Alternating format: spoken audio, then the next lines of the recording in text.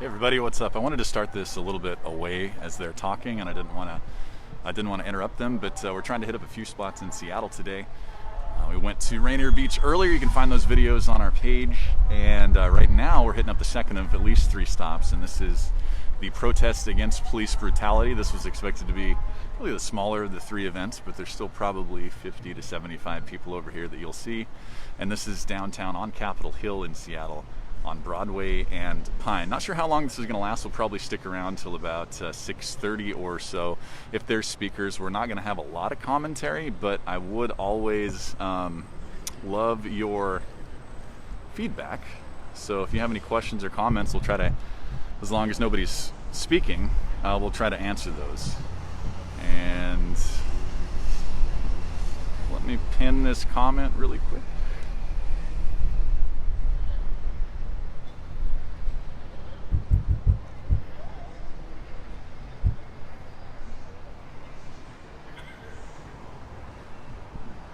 All right, I'm gonna get myself off this place.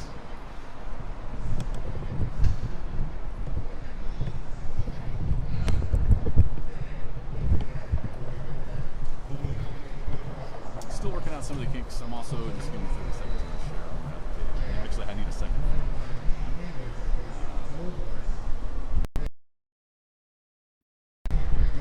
All right, let's just see what's going on, shall we?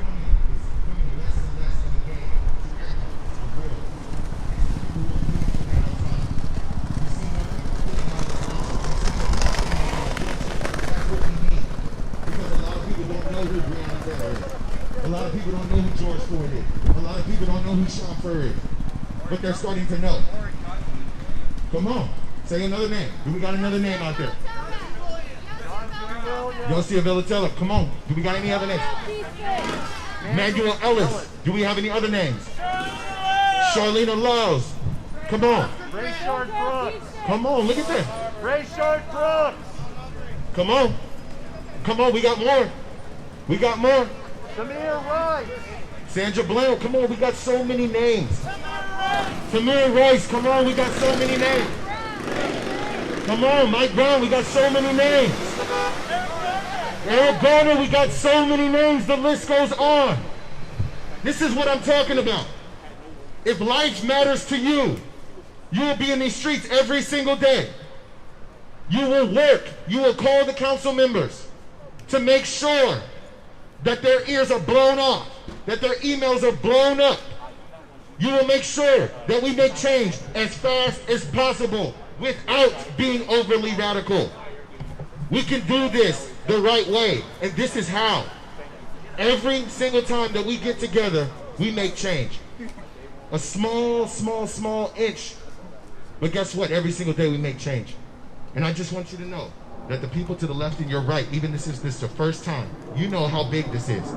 And since we all know how big this is, then let's stay together, band together. Take your conversations to your houses. Make sure your 5 friends that you have, if you don't have 5 friends and you got 3, make sure they know what every event is. Because we are going to do this, and we are going to do this the right way. You feel me? You feel me? Because that's too many names for me. That's too many names for me. Now let's get it done. Can we do that? All right, let's do it. All right, so what we're going to go over next is security information. So what I do ask is, I do love the fact that everybody has their phone out and for live streaming. But for our security information, I will kindly ask you to shut off your cameras, just so our You might have heard that, so while they go over the security information, I'm going to go ahead and walk. What's up, man? I'm going to go ahead and walk away because they're doing security information that I don't want to have on the live stream here, so we'll go ahead and skip that. And then we'll come on back. I'll tell you a little funny story, though, that just happened. So I was in Portland last week, for anybody who might not know that. I covered those crazy events. I actually just pulled out my press vest and the helmet still full of pepper spray. Like, I actually brushed it on my left arm, and it's still, I don't know if you can see this, but it's like red and inflamed, and it's kind of crazy. So we're still going to walk. We'll come back here in about 5 minutes, 10 minutes, whenever they're done.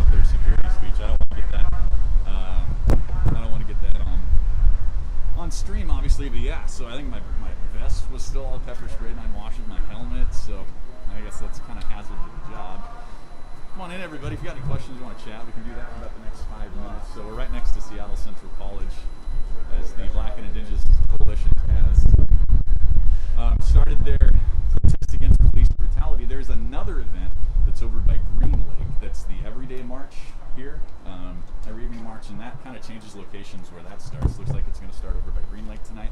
We'll see if we can make it over there. I guess it kind of depends on what's going to happen with this one. I'm just going to walk around the block here, as the lady you might have heard asked us not to record that. So we're going to go ahead and certainly make sure that we respect those rules. Really, really good event earlier today over at Rainier Beach. It's all focused on educations for the BIPOC community, the young Black community.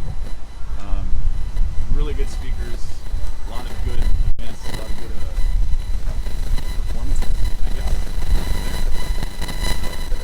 As I walk, I'm going to turn it around and just kind of show you downtown Seattle. Looks pretty normal right now.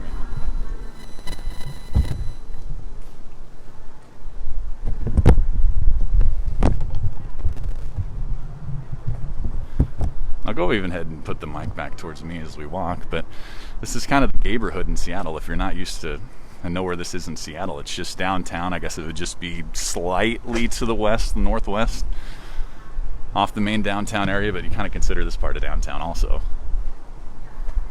And it's been a lot of civil unrest in this area, there's no doubt about it. And kind of talking to a few people on the streets as I walked up, say, hey, how's it going? What you think's going to happen this weekend? And the 3 or 4 people that I talked to all kind of mentioned that they don't know. That's what they said. They don't know, but I think that's kind of where we're at, right? We don't know if it's going to be a normal weekend here or not. And as you can see, that's downtown. So we are just off downtown here. Actually, I was driving down Broadway as I came, and nobody's around. I can get a little breath out of my mask here. Businesses looked like they were actually kind of operating at normal. I didn't see too many businesses shut down. I saw a lot of restaurants open, a lot of bars open with, of course, socially distanced rules followed. Masking rules followed, but I wouldn't say it looked like a normal Friday. Certainly not on Capitol Hill if you've ever been over here. But not too abnormal, I guess. At least not as abnormal as it has been at times during the pandemic. It's interesting. These two events have collided here. Thanks for joining. Look, if you're watching, I know we got some streamers. We're just walking around the block because the organizer of this event had asked everybody to stop their live streams as they went over some security information for today's march. I do not have my press vest on or my helmet. I'm hoping that is not needed because that is full of pepper spray. But if it is for some reason, I guess we'll stop the stream and throw that on. Let's go ahead and walk back around and see if they're ready for more here.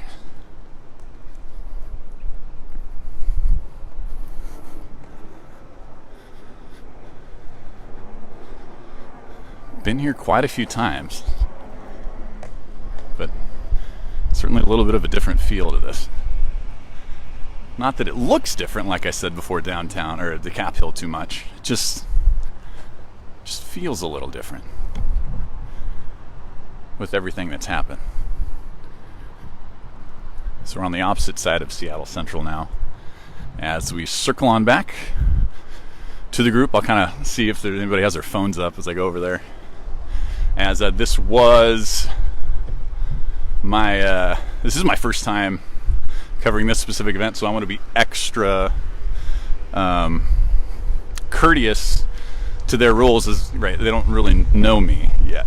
All the Portland people, I think, kind of know me now, or at least have seen my 6'8" butt around, but these guys have not. All right.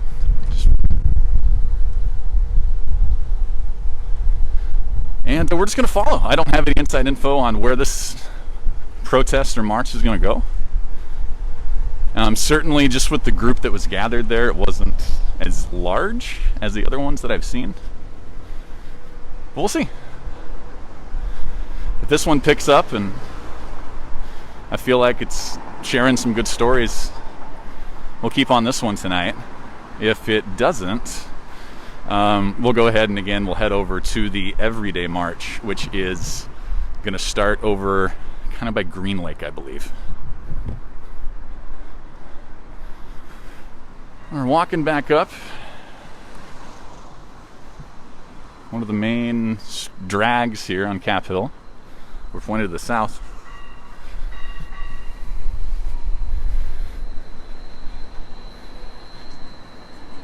So it kind of makes sense that this kind of event starts on a college campus, right? You know, as I get older, I'm 36 years old now, my memories of my time on my college campus fading slowly. I guess that wouldn't happen, right? I did notice when I was trimming my beard today, I had a little more gray than I usually do. I'm just going to blame that on the tear gas last week.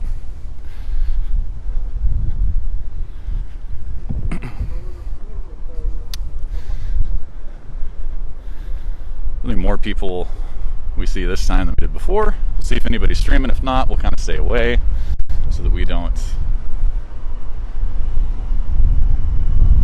kind of record their security protocols. Everybody's wondering, like, why do they have to have security protocols? Look, in our coverage here with Frontline Access, we're going to be kind of just as unbiased as possible, as journalistically and sound as possible, but that also means telling the truth, right? And the reason that they're having to go through some of these things is, well, the brutality that they've faced by police. And I think they are still... I think their security protocols are over. I think, yeah, they are. I see people with phones up, so we'll go ahead and turn this around and we'll get back to the streaming.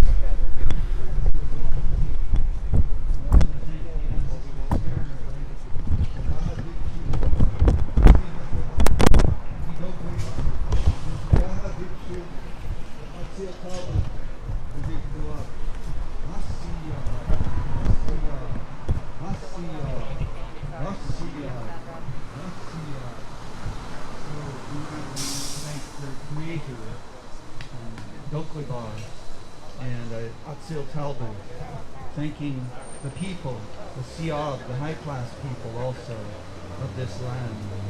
So welcome to the Duwamish. Welcome to the Duwamish territory, to Duke Duwamish, where the people have cared for every living being here since time immemorial. Every living being here has had equity, even water, has had equity with people, with human people rather. The water has had equity with every single human, and the human has had equity with every single being here where you stand. And I just wanted to welcome you because I was given the right by Ken Workman. He's the great grandson of Chief Seattle, where we're at here, Zidzialich. And this area here is called Zidzialich. It would be the nearest village site of the Duke Duwamish, Zidzialich here. So, welcome, and walk gently on the bones of their ancestors. Walk gently on the bones of their ancestors. And do your best to be in line with their ways. Do your best to be kind to each other. Do your best to lift each other up. Do your best to love one another. Do your best to know that we need to become one, because that's what my elders told me we must do. We must become one to thrive in this world, to bring wellness to everything. So our job is not just wellness for human beings. Yes, Black Lives Matter. Black Lives Matter. Black Lives Matter. Indigenous lives matter. We need to know that equity and justice for various groups of people are way down here when they should be right here, right in front of us. But we also need to know that that equity needs to, once we solve these issues, we need equity for the trees, ancient trees, for the water, for all of the beings that should be here. Every one of those beings, we can work for them too. We can work for them too. So once we get done here, we can work on that, right? Good. Thank you. Siem Nashkelacha, my family. Osiem, Maestro. Thank you for that confirmation.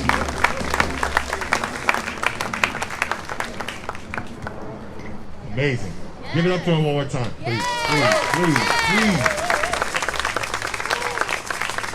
So I'm going to piggyback on one thing that he said. He said, yes, Black Lives Matter. Then he proceeded with saying, Indigenous lives matter. You guys, you know how you can prove that Black Lives Matter? Is you come to these events and you show it. You show that you have kindness in your heart. You show that you have passion in your heart. You show that you have control of your tongue. You show that you know how to use your language. You show that you have respect. You show that you have compassion. You show that you have empathy. You show that life actually matters. Because the word live is in Black Lives Matter. The word life is in Black Lives Matter. Indigenous lives matter. So come here with life. Come here and bring positive energy. That's how we make change. Because if you come here and you see a black person and you wave to them and you think, oh my God, this is amazing. I'm at an event for Black Lives Matter. And then when that ambiance leaves your shoulders or that burden leaves your shoulders and you walk out into that outside world and then you see a black man that may not be familiar to you because he looked a little different from the black man that you marched with, that's a lot different. Yeah. You got to stand there and you got to be real with that man too. It's not just about the marches. It's not just about screaming Black Lives Matter. It's about being a kind person. It's about being a committed person. It's about being a loyal person. It's about being a confident person. It's about knowing that the people to your left and to your right are going to make sure you're okay.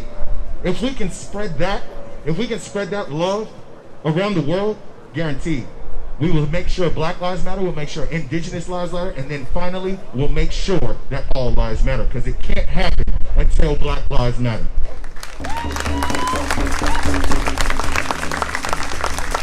Just like you said, I'm so excited. I'm so excited. I'm so excited to see faces here every single day. You know what I think about before I even come out to a march? I think to myself, even though all the work that we've done, it just always seems like it's gonna fall off or it's gonna die. But then I come out here and then I look at your faces and I look at the faces from the march last night when we went to council members' houses. When I see your faces, that means you're committed.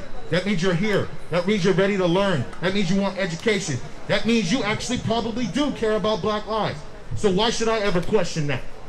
Why should I ever question the city of Seattle to not show up when they show up every time, just like you're doing right now? It'll never happen again. It'll never happen again. And as I get more sure, and as I start to trust myself more, and as I start to trust the people in this world, guess what? We will take over this city. We will take it back. We will take back what we have and what we have. We need to take it back, and we need everybody's help. Can we do that? I said, can we do that? Come on, Seattle. We got a couple more minutes before we head out here. Whose lives matter? Black lives matter. Come on, man. No, we're not going to get nothing done with that kind of voice. Whose lives matter? Black lives matter. Whose lives matter? Black lives matter. Whose lives matter? Black lives matter. All right, that's what I want to hear, man. We're going to hit these streets in just a couple minutes. We got food over here. We got drinking water. Come on, man. We need y'all today, tomorrow, and the days in the future. Can we do that? Yeah. Come on, baby.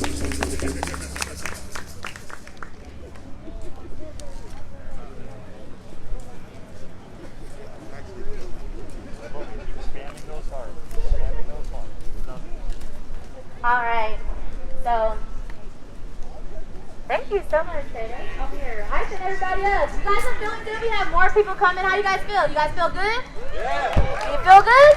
Yeah. All right. Now, one thing I want to say: whose lives matter?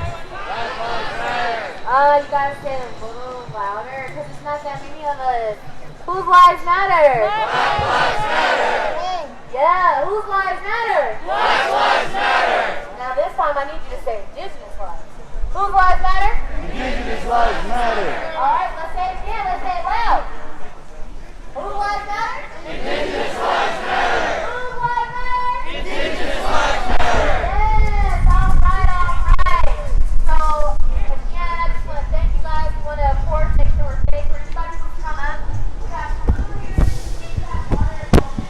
water. Just some really quick commentary as we're getting ready to march here. We see a team of medics. I think there's 4. You see those guys with the red crosses on their helmet, obviously volunteer. We saw this in Portland a lot. You also see some medics, I think, with the green there. Is that right? I believe so. But you do kind of see, not obviously to the extent we saw in Portland, where there was 10,000 people there a few days, but certainly I think roles have been not necessarily assigned, but I guess kind of gobbled up by the volunteers and the protesters here. So we're getting ready to march, not sure where, but we're going to follow this. Again, I don't have my press gear on because hopefully we will not need the gas mask, the helmet, and the press vest, but I guess we will see. You can tell the crowd's just a little bit on edge, and this is probably the same group that's been protesting a lot on Capitol Hill that has been brutalized. Let's listen.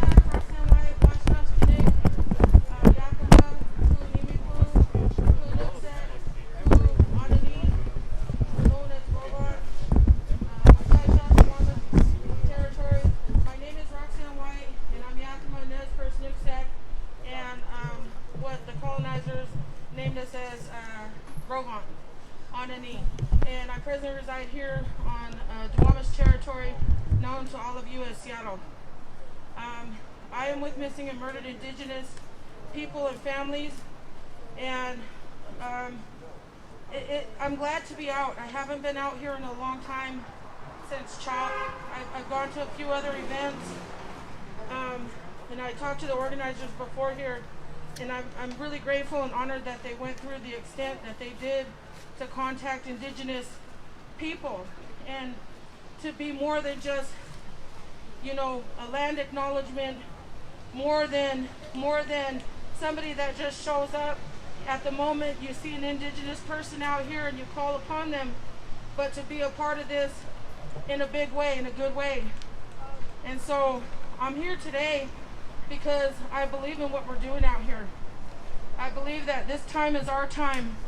It's our time to come out and speak against the violence, the genocide, almost 600 years of genocide, the almost 600 years of oppression, you know, of Indigenous and Black people and brown people.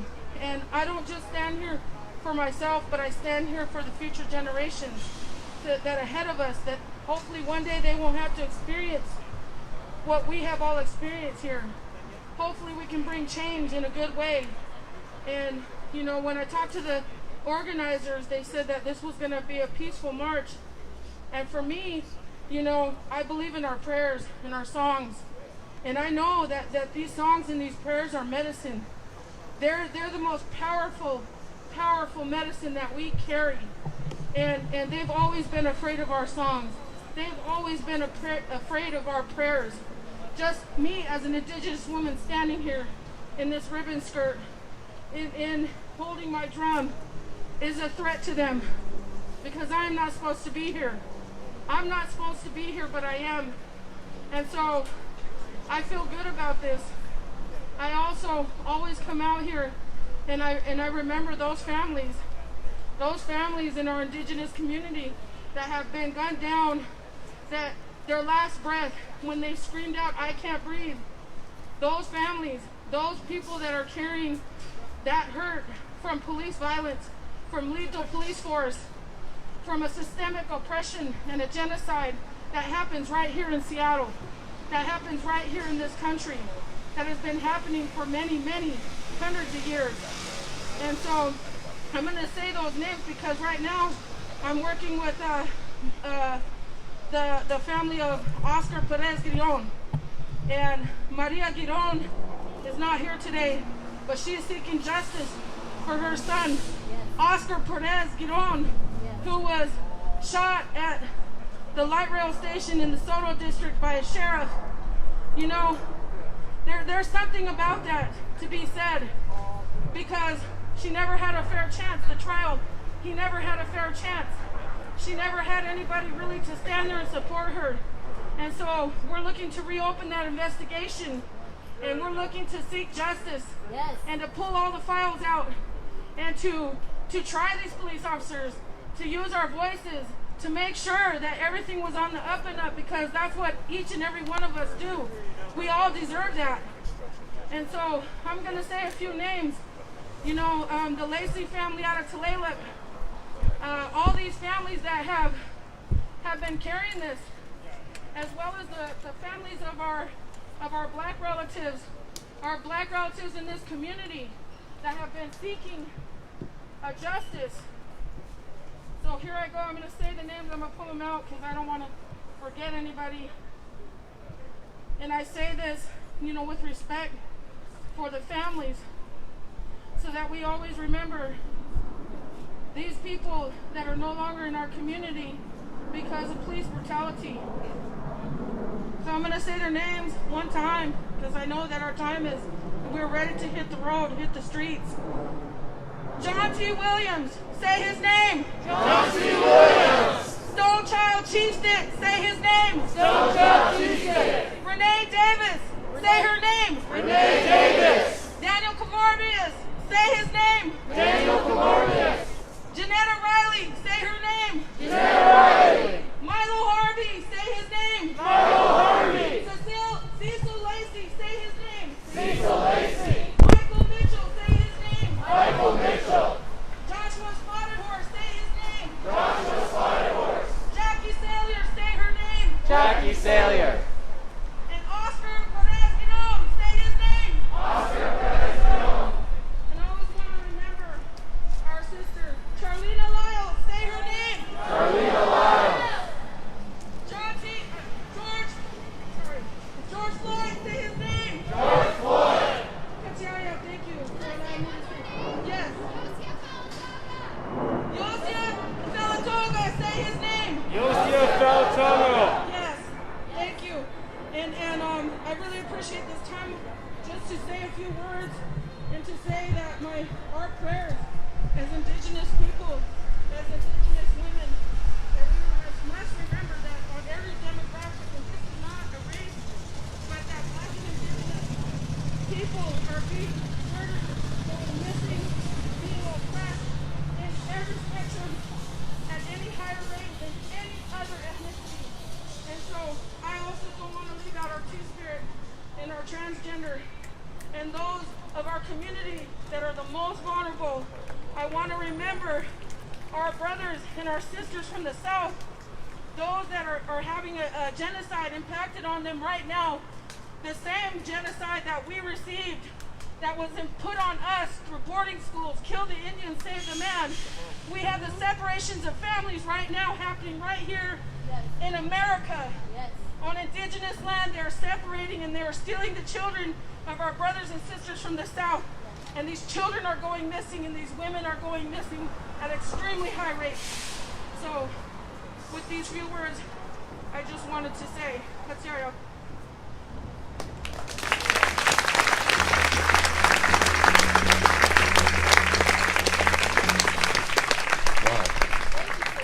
Wow.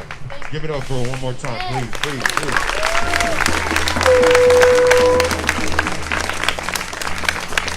See, that's how we could bounce off of each other in community. When someone speaks, you should feel that bubble guts. You should feel the butterflies in your stomach. You should feel that. You should feel the heart. You should feel the love, and you should feel the seriousness when she speaks from her heart. When she says those names, and when you say them back, you got to understand that needs to be a connection, because that's the only way we can grow, is if we're connected. In this group today, we need to be connected. And then from there, we take it to our homes and we stay connected. We remain connected. And you know how you can stay connected and remain connected? When you get home, you on that social media, you having those conversations. You're bringing it to the attention of everyone that you know, so that when you take the information and the education that you get here, other people will know that aren't here. It seems like a simple system, but it's very difficult. It's very difficult to have those uncomfortable conversations for the lives that we have lost. We're losing lives, ladies and gentlemen, and other pronouns, excuse me. We are losing lives, and it's every day that we're losing lives. So we need to be out here every day for those lost lives to prevent the future losing of lives. Can we do that? Okay, man, I'm hyped. I'm hyped off of that speech. So what we're gonna do now, I'm pretty sure everybody does know the chants, but we're gonna go over some of them. Is that okay with you guys? Yes. Is that okay to go over some chants? So we obviously know the Black Lives Matter, or whose lives matter? Whose lives matter? Black Lives Matter. We've got whose streets? Our streets. Whose streets? On the streets. Okay. We got no justice, no peace, no racist police. No racist police. Or we could do no justice, no peace. Take it to the streets and fuck the police. They got a little bit more rhythm to it. You like that? I think I like that one a little bit more. So no justice, no peace. Take to the streets and fuck the police. No justice, no peace. Take to the streets and fuck the police. Okay, we're gonna have to be louder, but I see that you guys get the point. Okay, so no cops, no KKK, no racist USA. No cops, no KKK, no racist USA. No cops, no KKK, no racist USA.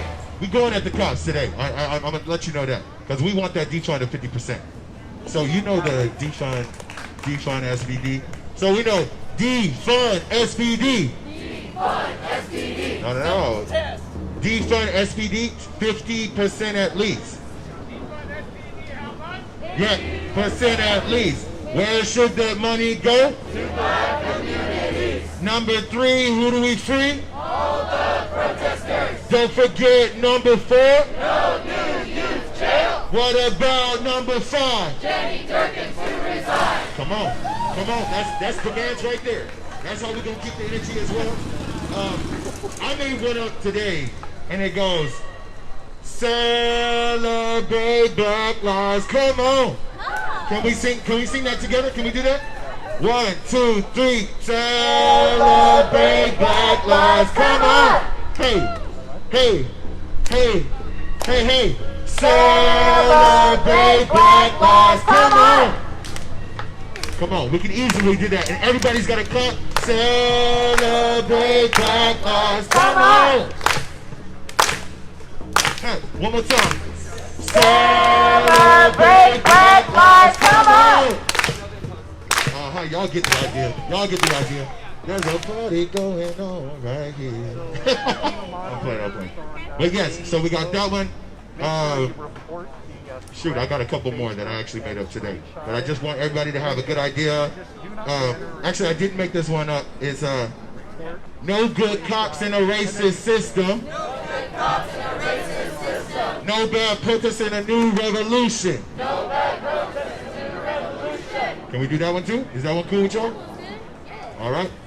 So we'll be doing those chants all through the Seattle, all through our route. And then when we finish, man, we should be exhausted. Your throat should be hurt. Your feet should be burning, and we're going to hit these streets. Can we do that? Yes. Come on. Do you have any more chants or what you want to do? One thing we definitely need to speak about is Breonna Taylor's murder. So still court. How many days? It has been, 45, 150 days maybe? Yes, and Manny Ellis too as well. How many days? 150, I think? I think it's more than that. Well, Might be more than that. Might be more than that. So one thing we want to say is because we need to make our voices loud for Breonna Taylor's murderers. Oprah Winfrey put her on a magazine because the cops are still free. So when we say her name, we'll say whose name it is. So I want you to say Breonna Taylor. So say her name. Breonna Taylor. Say her name. Breonna Taylor. Say her name. Breonna Taylor. Say her name. Breonna Taylor. She was an essential worker during the pandemic, sleeping in her home and was killed. The next person we need to Come on. He needs justice. So when I say his name, you're going to say Manuel Ellis. Say his name. Manuel Ellis. Say his name. Manuel Ellis. Say his name. Manuel Ellis. Say his name. Manuel Ellis. All right, and we'll tell you some more people along the way. We just need to make sure that we, because a lot of our brothers and sisters are protesting in Tacoma right now. We know Tacoma is a long ways away, but they're protesting and they want his murderers to be charged, okay? And we need Breonna Taylor's murder charged as well. That's the 2 tips I have. Come on. All right, So we're going to give it about 5 more minutes, and then we are going to hit the streets. We're going to line up. Like I said, guys, I really need you to focus on the construction of the march. I will be right in front of you. I will have your back and your front, your left and your right. I will make sure that we are safe. But I also need everybody to be in formation. We're going to keep a straight line all the way. We are also going to keep a straight line all the way back. And then in the back, we want to keep a straight line as well. We want to keep formation, and we want to be loud. We want to show that this is not a game. We are not stepping out our house to play with no Black Lives Matter movement. This is a formation. This is a unification.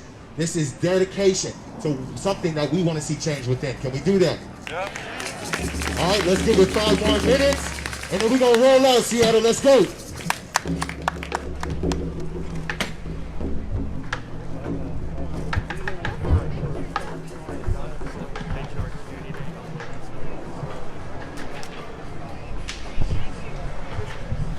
All right, y'all.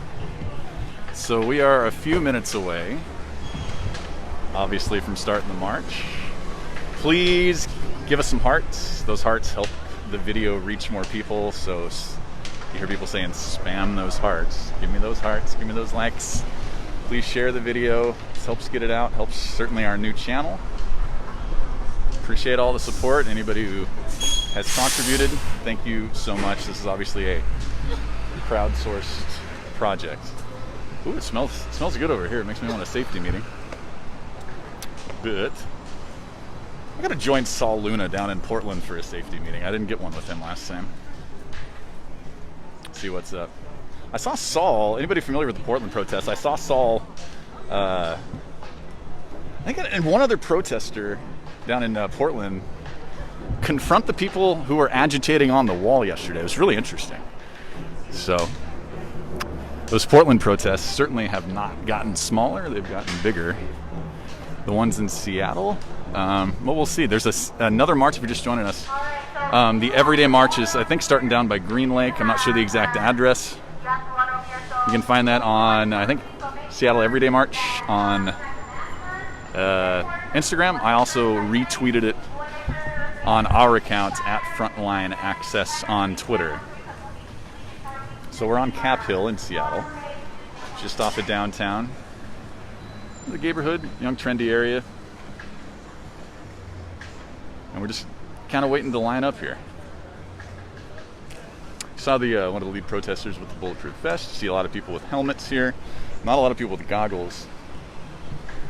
Hopefully it stays peaceful and we don't have to deal with the tear gas, but we came prepared here.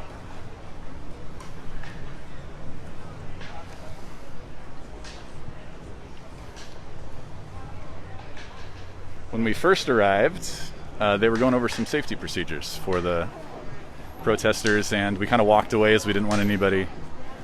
We wanted to respect that confidentiality of that, as these protesters have been subjected to not only brutal tactics by the police, but also by right-wing agitators here and elsewhere. Probably the biggest example of that was when the protest moved out to the Interstate 5. It goes right through downtown Seattle, and that was a pre-planned march that had been approved by the city. You saw the results of that when an anti-protester, anti-protest extremist plowed over 2 young ladies. One of them died. One, I believe, is still in serious condition in one of the hospitals, or critical conditions in one of the hospitals. So they're taking all the precautions that they can to protect themselves. You can just kind of tell here it's not quite the same light atmosphere that you saw in Portland, and that could just be the fact that This is kind of impromptu. It hasn't been going on here in this specific spot every day, you know, for 6 months. And what happened last Saturday, with I'm sure a large portion of this group in Seattle, if you haven't seen those videos, was horrific. It really was. One part of the city, you did have some looting happen. One happened at a Starbucks. Obviously, most people would condemn that. But these protesters, at least a lot of them who were there, pepper sprayed. Yeah, man, what's up, man? What's up? Frontline access. You ready? You been out here a lot to these? Were you out last Saturday when everything went down? What happened from your perspective there? Oh, let me turn. This is my fault. Let me turn this around. I got the mic pointed at me. Hold on. It's all good, man. My voice. I lost my voice Saturday. I hear you, man. All right. What happened last week? Two things. One, I wasn't there for the full protest, so I don't know what happened at the jail, so I can't even speak on none of that. Only thing I can say is when I joined the protest, when we got up here to Cap Hill, it was bullshit. Yeah, that's what we'd heard. There was looting in one part of the city, but they decided to, I guess, go after all the protesters because of that one incident. Yes, and they separated us and fucked with everybody. Crowd got stuck, went up Broadway. Another crowd got stuck going down Pine. And I was with the crowd that got stuck behind these buildings. Went all the way down. That was bullshit, all the way. But a question though, if you know where the Wall of Moms went? Yeah, so the Wall of Moms, it's a very good question for anybody who's listening. So the Wall of Moms in Portland actually split into two groups. Here. Oh, here? I actually don't know here. This is my first day here. Okay. So I've been covering the ones in Portland the last couple weeks. Okay, so the one on Saturday, the Wall of Moms was here. Yeah. There's about 4 or 5 of them. I haven't seen them since. Really? Wonder if there is No, there. very real. Yeah, I'm not sure, man. I know the Wall of Moms in Portland, they broke up. Like they split into two different groups because they had a lot of internal strife with that. So was there a lot of Wall of Moms out here? Like I said, I seen about 4 or 5 of them that day. They were trying to save me. I was telling them, as me being a man, you know what I mean, get your ass back. Yeah, no doubt, man. And fearless women, right? Yeah, I like them. Yeah. And then the more time I realized it, the cops was like between me and you. Feel it, man. Well, hey, stay safe out here. Okay. Always. All right. Peaceful tonight, so it's good. A little bit of inside scoop on what happened last week. So, yeah. I have not seen the Wall of Moms pop up here. We've seen it pop up. I think there's a Wall of Moms Chicago. I know there's a Wall of Moms New York. I want to say there was a Wall of Moms Minneapolis. But I haven't really seen it big, at least online. Of course, this is my first time. But I haven't seen a big, online anyways, Wall of Moms presence. The match is about to get started, and we'll just kind of follow along.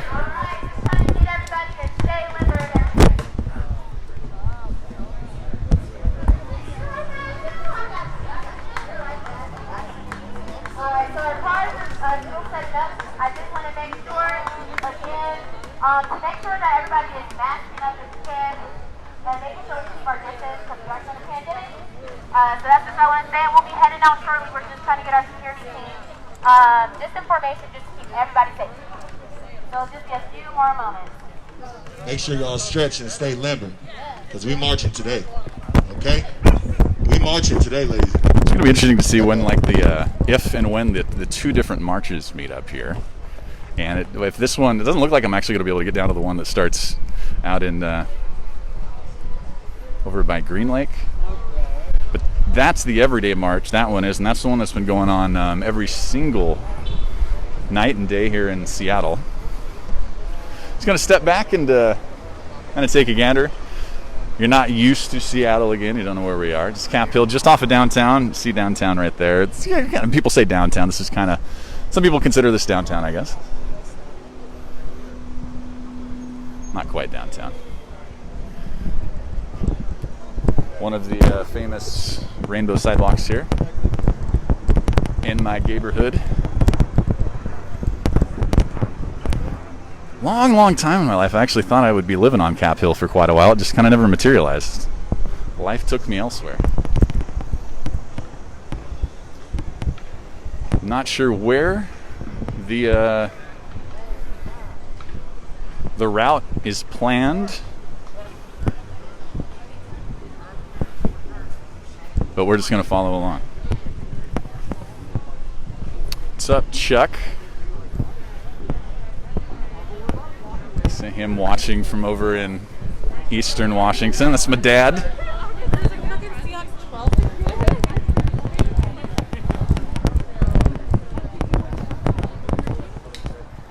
And this is an event that's co-sponsored by one of the local, I'm not sure if it's the official BLM group in Seattle, but one of the Black Lives Matter groups, and then also a local indigenous group. And this is, again, as you saw in the title of the video, it's co-organized by the Black Indigenous Coalition in Seattle.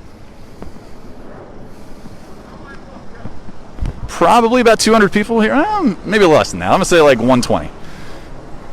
Right? A little more than 100 once you go down the street. Not the crowds we've seen in Portland. Probably the crowds we saw in Portland before the federal response. And I'm hoping I don't need to bust out my yellow vest like that.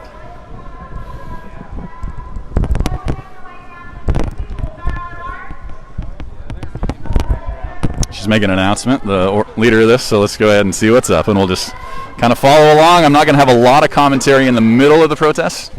If you have questions, fire them away.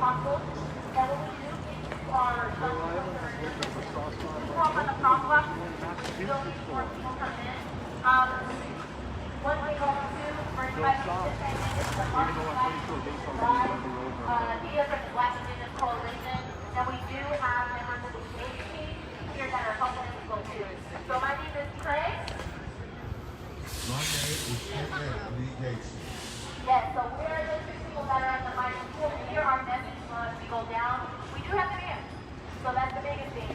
Also, just we want to make sure that everybody is safe.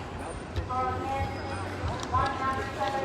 I love the fact. Robert, from what I was told, there's about 200 people a day out in Portland, and certainly over 100 here now. 125, 150. So yeah, I don't think it's a lie, but.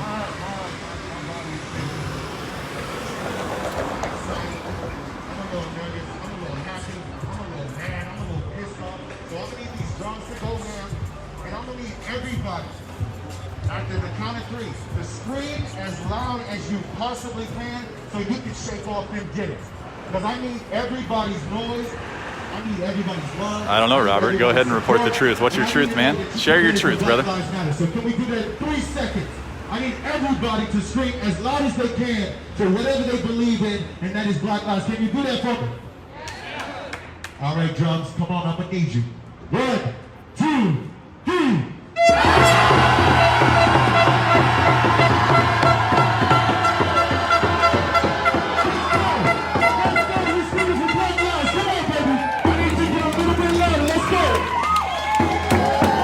Nope.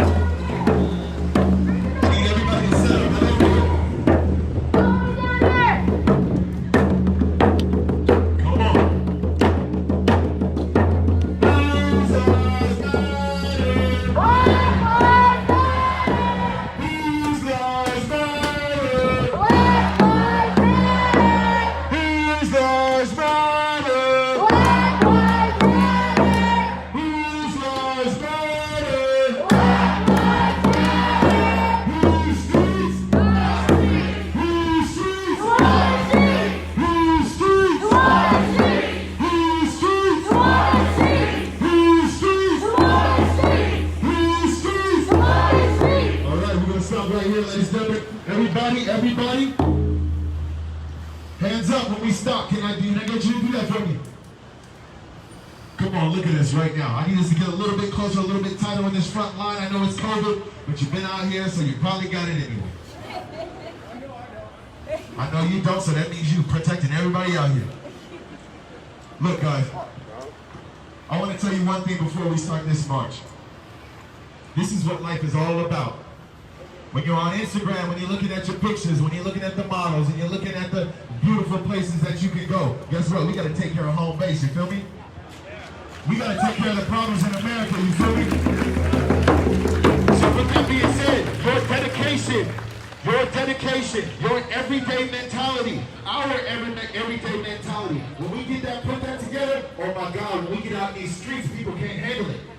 They look at us and they think, oh my gosh, they're not like the people on Fox News. But guess what? We the same motherfuckers that been Yes, certainly, Marla, not as large as we've seen before, but these usually grow. I was talking to people here as I walked up to this. They said these usually grow as they're in progress, and you can already see that happening now, just in the last couple of minutes. We're doing a march in Northgate. If we're not doing a march in Northgate, we're doing a march in Lake Tech, or excuse me, Alki.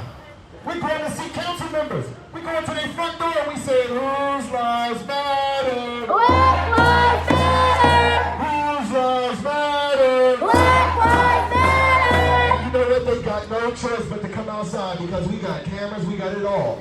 We got leaders, we got it all. We got people who know what they're talking about, we know, and we got it all. I'll try. So guess what? You are a part of the revolution. You are If you, a part of history. hey man, so I need you to show it. if you stay to the end, show it. Even if you don't feel a part of it, you need to show it. yeah, I'll try to, You know, but I'll try to be like, you know, if you see me coming, like maybe like, my goal is to do anything. All right. Who's ready to march today?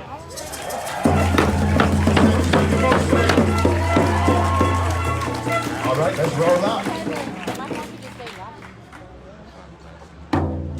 Yes, sir. Yes, sir. Yeah, Marla, they spoke a long time about being peaceful today. They actually emphasized that a lot in the pre-march spot.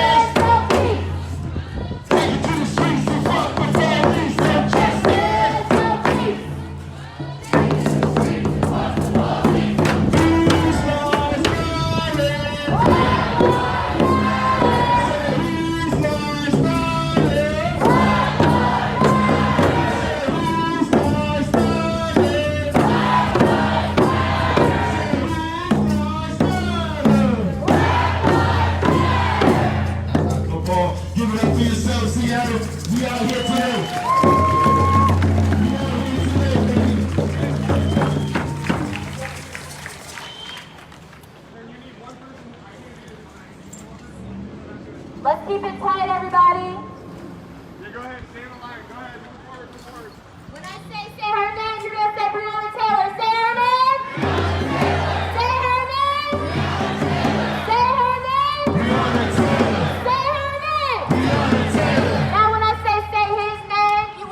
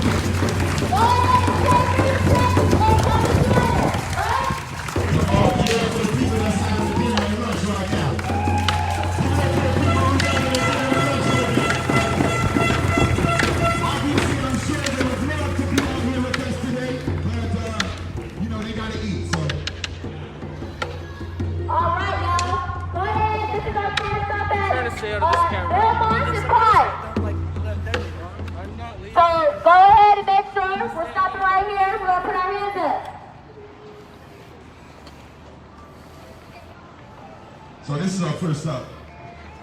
To piggyback on what we have been talking about with Breonna Taylor and Manny. I like to call it Manny because the names are always good for people who you respect. They're murderers. The people who murdered them in the street. Or actually for Breonna Taylor in her own home. They are still walking the streets right now. If you did not know that, please raise your hand. So, that's a group of people right here who know. Who could actually be getting on their phones and calling the council members so we can speed up the process, you know what I'm saying? So you can send an email so we can speed up the process, you know? That's accountability. Because when you're in the streets, you're accountable for that. You're accountable for your safety. You're accountable for marching and screaming Black Lives Matter, yes, yes. But are you holding yourself accountable when you step outside of these march walls, outside of this security, outside of this medic team? Are you holding yourselves accountable? It's been 150 days. 150 days. With Manny Ellison, with his video, you can see it. You see it. You see the brutality on camera. And the men are still, to this day, walking the streets. Is that okay? No. Is that okay? No. It's not. It's really not.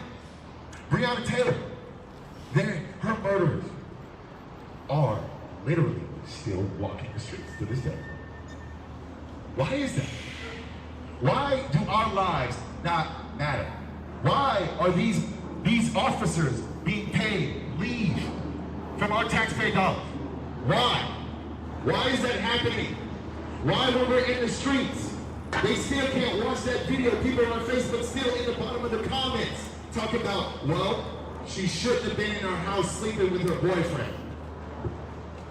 What? What sense does that make? Why are they getting these privileges? Why are they the ones that get to run the streets when she got to look down on us while we march? That's not fair. And that won't be fair in the future. So when we march these streets, realize what's really going on. These people are still walking the streets and they are murderers. Not accidental killers. Not accidental killers. These aren't accidents, guys. These aren't accidents. You need to know that. You need to remember that when you're out here preaching for Black lives, okay? 150 days. The world has been watching, and these men are still not convicted. It's not okay.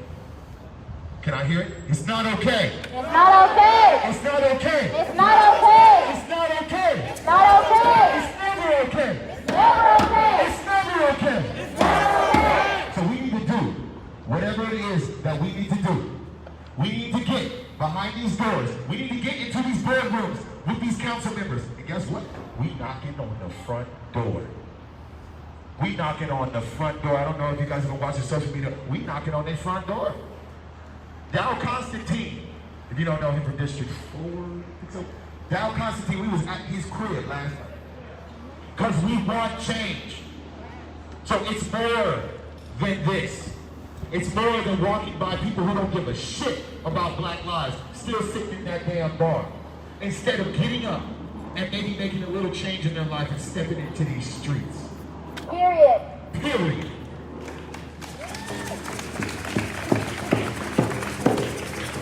Now, one of our demands is, we have a list of demands you will hear on the way down from the Black Indigenous Coalition. And the first one is we want a removal of qualified immunity. Oh.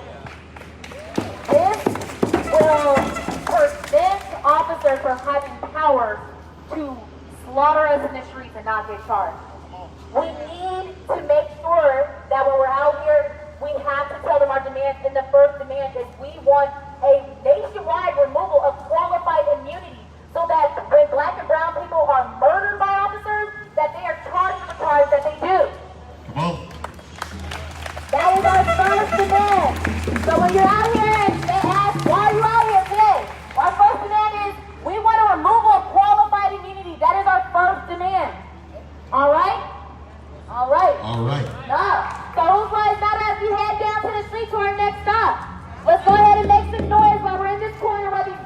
Hey Ben, yes, absolutely. Share away, please. Give those hearts, give those shares. Anybody who wants to share this, that's fine. Thank you, Ben.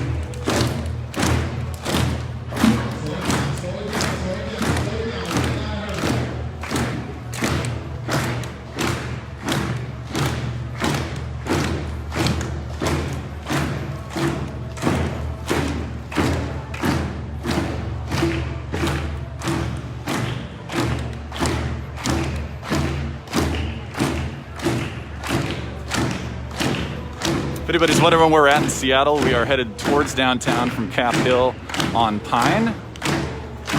This started up at Pine and Broadway. Just began, the march did about maybe 10 minutes ago. Again, this is organized by the Black Indigenous Coalition, and this is a co-march for Black Lives Matter and also Indigenous Lives Matter against police brutality.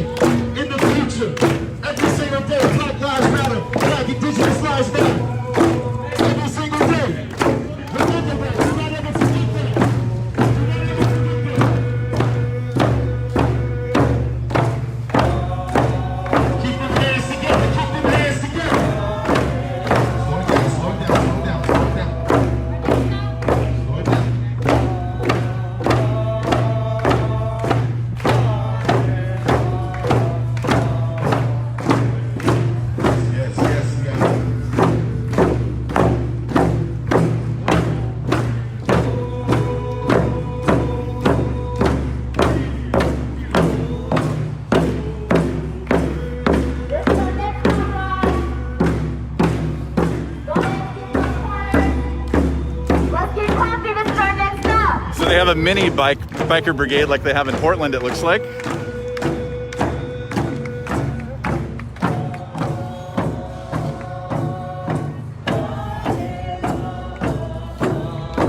Put your hands together. Put your hands together. Come on, Seattle.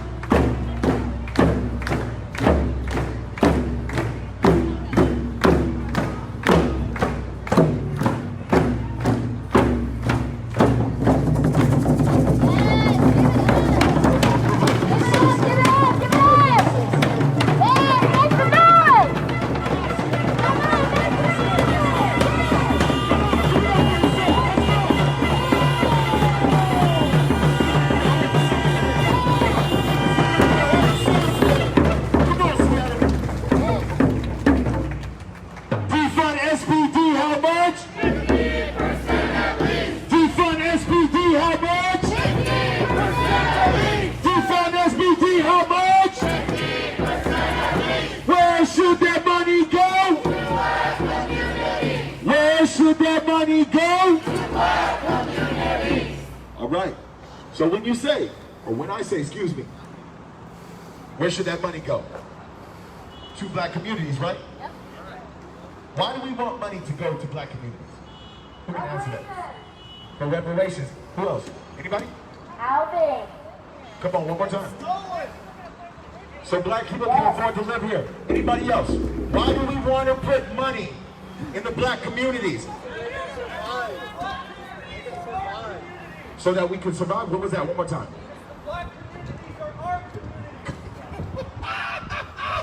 All right, can somebody get here?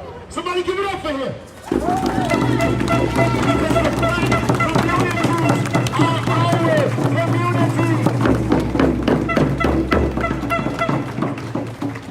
Stolen people on stolen land. But we cool. You know what I'm saying? How come we all can't be cool?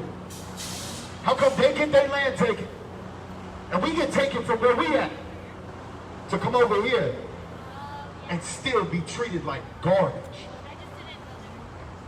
We need to put the money into the black communities so we can fix what the average white person who watches Fox News would say.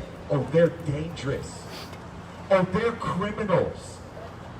They're fighting and looting and shooting each other. That's what they think. That's what white people think.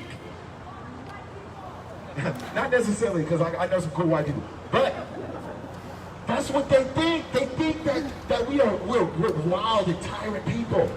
But as you can see, if you've been here since day one, who are the wild and tyrant people? One more time. The police. The police. So guess what? We put money into the black communities. That means we get education, we get schooling taken care of, we get mental health taken care of. And guess what? Then, come on. It's that simple. We need to be about that. Defund SBD how much? 50% at least. And where should that money go? To black communities. Where should that money go? To black communities. Come on. I said it enough. Man, that was good. Yes. All right. Now, one thing I would say, I said earlier, since you got that 10 later, my name is Trey. I'm a third-generation black woman from the Central District. My great-grandfather and my great-grandmother came up here from the South during the 50s, during the Great Migration, because of white supremacy. I literally would hear my grandfather talk about stories about how, you know, you gotta be good to old master or a mister because you didn't know if you was gonna come up missing. Come on. And when my family came here, they were told to go to the Central District, known as the Color District. Due to redlining from our government here, right in Seattle, they went years without adequate health care. They paid more on their taxes, their property taxes. They could not get any type of funding until Garfield. If you go past Garfield right now, it's beautiful, right? Back when my mom was going there, back when my older aunts and uncles was going there, they didn't give a fuck about us. They didn't put any type of money into it, but guess what? I went off to college, came back, and Amazon took over. Now, it is fashionable and cool to live in the Central District. When we literally growing up, there was no white people that would come south of Madison. True story.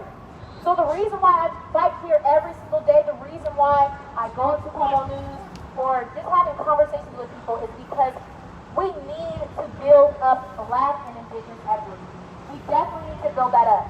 Because studies have shown that when you put money into services for people, they don't feel that they need to go and steal, they feel like they don't need to rob or take anybody's life. It's that simple. It's that plain and simple. When they have a fighting chance, people can do better, and they can earn better, right? But the thing is, they don't want to talk about that. They love to talk about how black people are poor, we're not educated. They love to talk about how violent we are, but they don't talk about where did we get to that point, you know? They don't talk about when back in the 80s, when cocaine and crap was pushed into our communities. It affected my family personally. And now the opioid crisis, now I should feel sad for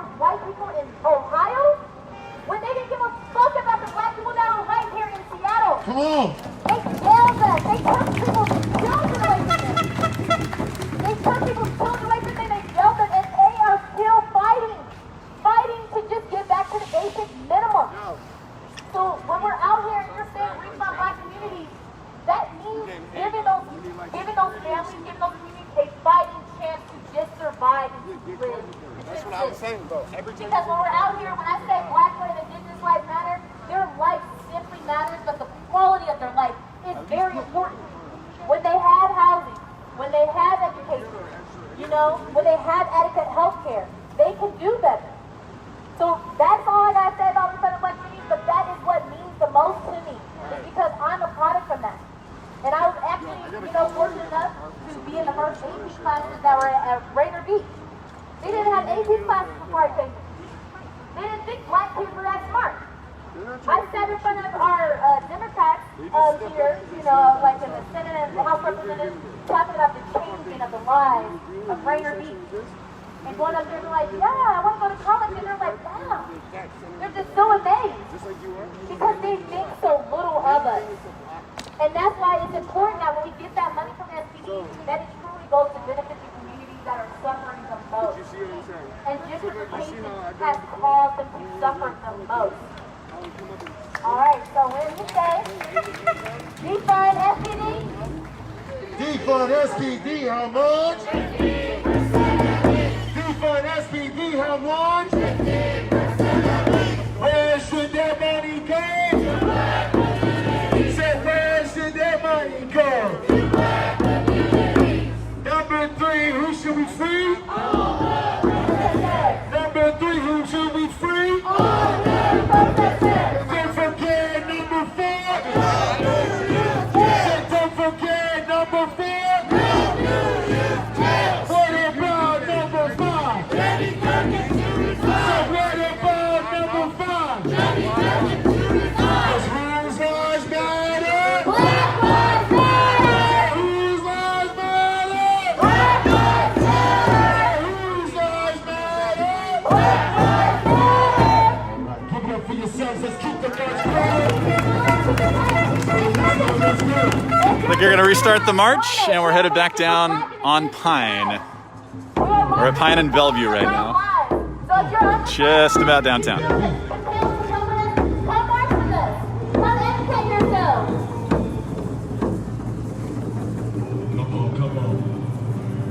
Whose lives matter? Black lives matter! Say whose lives matter? Black lives matter! Say whose lives matter? Black lives matter! Say whose lives matter?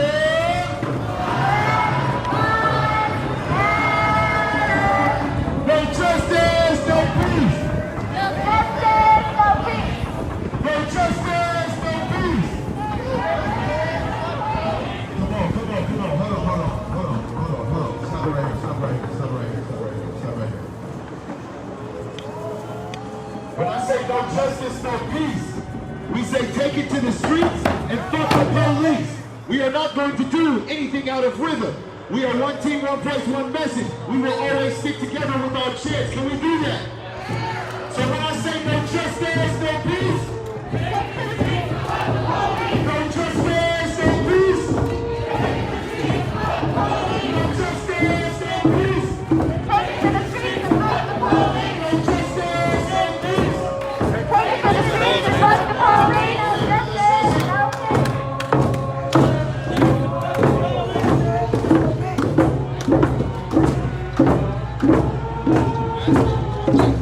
Let's put our hands together for the drums. Let's put our hands together for the drums. Come on.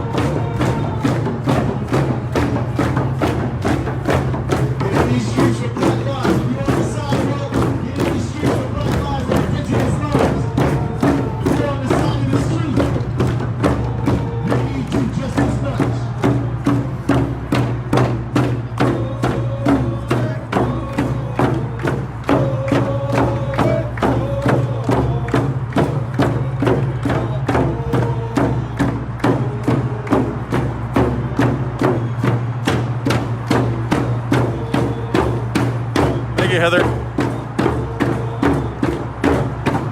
Make sure we're keeping it tight. Make sure you're looking out for one another.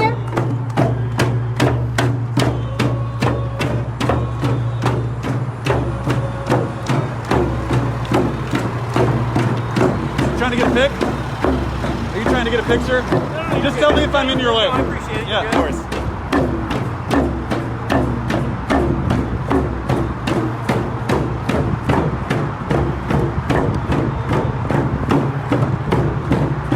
All right, y'all. We're stopping here next time. We're stopping here. Take a taxi.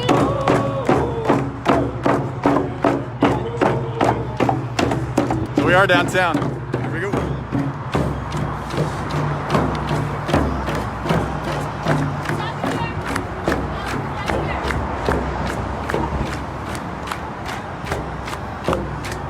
All right, y'all. We're stopping here in the middle of the street just to get a little coffee.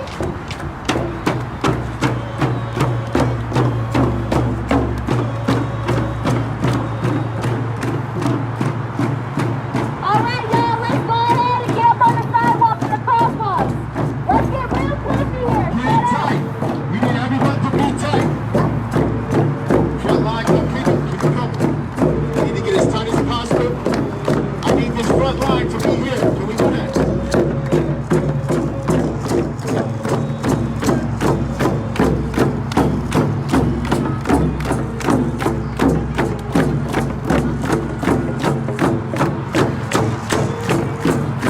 Keep clapping them hands. Keep clapping them hands as loud as you possibly can. Let's do it.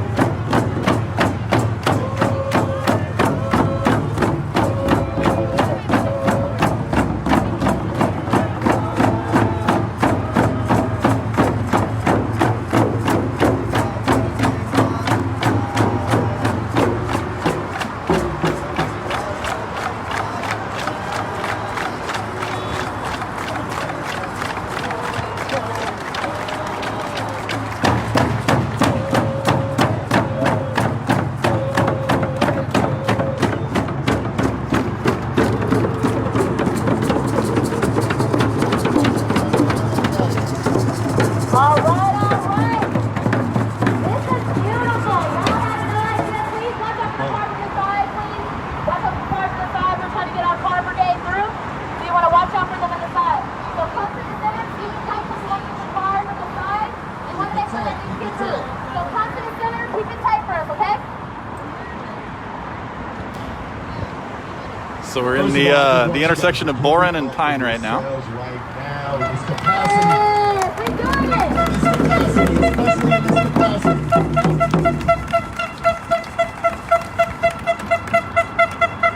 No. All right, go ahead. You got me. All right. Now, when we spoke about responding to black communities up there, one thing we needed to mention was we want to halt any predatory development going on in historic areas of color. Come on. This means that we cannot have our new communities get these high-priced townhomes, these high-priced apartments, all of that. We cannot have that. We need to make sure that black people can work here in the city and they can live here and they can afford to live here. Hey, thanks for watching, Jude. Because if you don't know, Seattle is not cheap. It's not cheap at all. But the people that are able to benefit from the life of the city, they don't look like me, and they should, and that's not fair.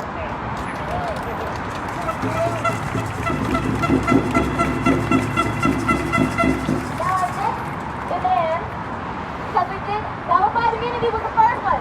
We're going to be going over demands so that they know why it is that we're blocking their day from the city hall. We want qualified immunity removed nationwide, period. The second demand we have is we want refunding the black and brown community. And that goes for housing, education, and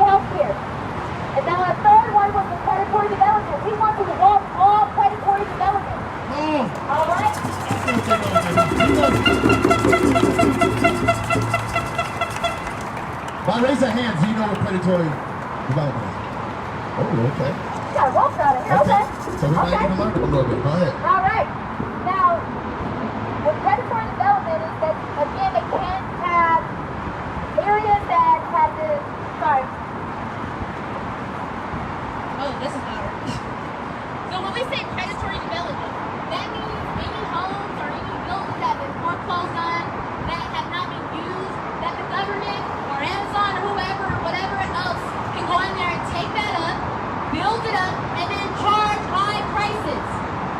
We cannot have that happen. Now, our fourth demand is we want to create a multiracial citizen oversight board when it comes to any police officers that are charged with crimes of injuries or killing black and brown people. A lot of people do not know that when we have a police that's charged, it's reviewed by a police officer. How can a police officer really understand our hurt and pain of our loved ones dying, and they can just let their partners go free? Because you know what? They saying blue lives matter, but it's not a blue life, it's a blue fucking shirt. It's not a blue life, it is a blue fucking shirt. We want a multiracial oversight board to look over any injuries that we suffer from the police, any deaths that we suffer, anything. We need to make sure our people are the people that are overseeing, that those actual officers are prosecuted to the fullest extent of the law. We can no longer let police officers be reviewed by another police officer. That is what internal affairs is. It's fucking police officers. We cannot let them be over the charge or the case of our people, because they will literally protect the blue shirt. They will protect the badge at the end of the day. And we need to make sure that they no longer do that. So that is our fourth demand. All right. All right. So now you know what predatory development is. Apparently, I can't even piggyback on that. That is something we need to take care of.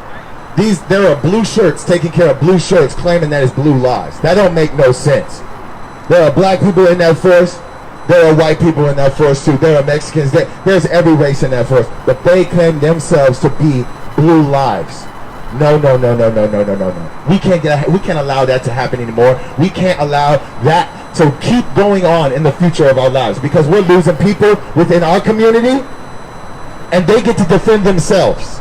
And their internal affairs are cops as well. That's a problem, ladies and gentlemen, and everyone else. This is a problem, and we need to take care of it. So what are we going to say? Defund SPD, how much? 50%. Defund SPD, how much? 50%. And where should that money go? To black community. So where should that money go? To black community. And number 3, who do we feed? All the protesters. Number 3, who do we feed? All the protesters. Don't forget number 4. Don't do youth jail. Don't forget number 4. Don't do youth jail. And what do we want for number 5? Danny Durkin to resign. What do we want for number 5? Danny Durkin to resign. Whose lives matter? Black lives matter. Say that louder. Black lives matter. Say that louder. Black lives matter. 'Cause whose lives matter? Black lives matter. All right, let's roll out to the number spot. Let's do it, baby. Let's go. When in times of prayer, we put our hands together and we walk in solidarity. Can we do that? Yes. Put our hands together and we walk in solidarity. Can we do that? Yes. Sienna, who are you? Who are you here for? Who are you here for? Who are you here for? Who are you also here for? Come on, put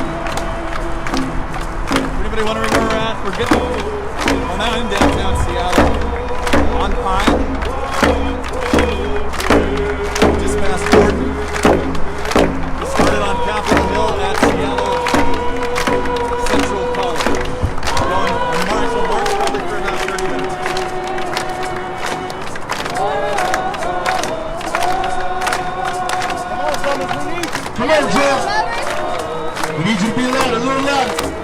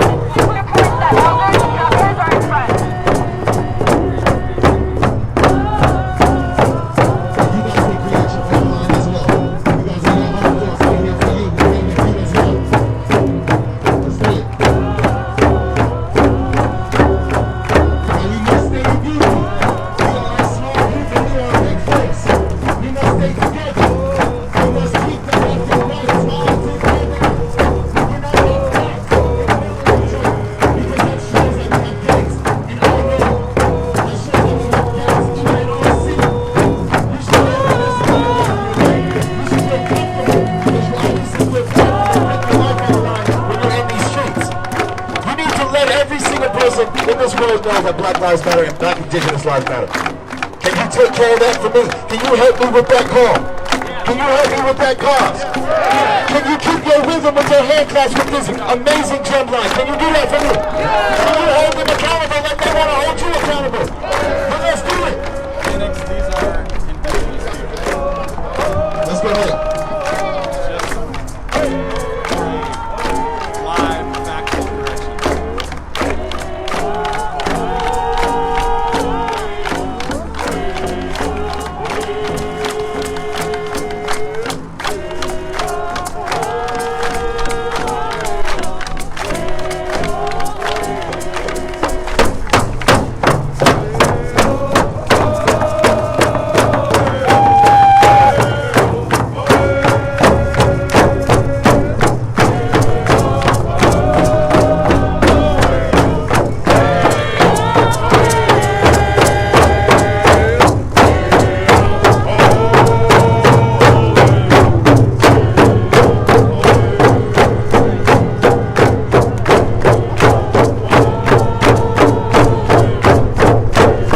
Move forward. Come on, let's move forward.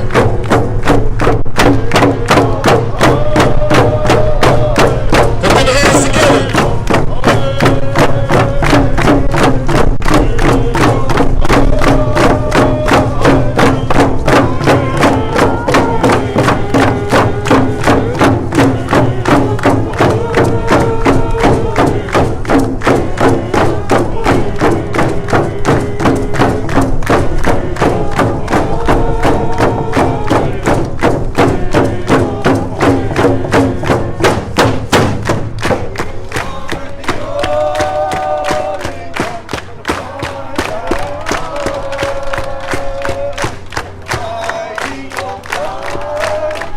There we go. Feel it in your heart, guys. Think about the lives we have lost. Think about the lives we have lost who fight for our country and to fight for our lives. Our lives.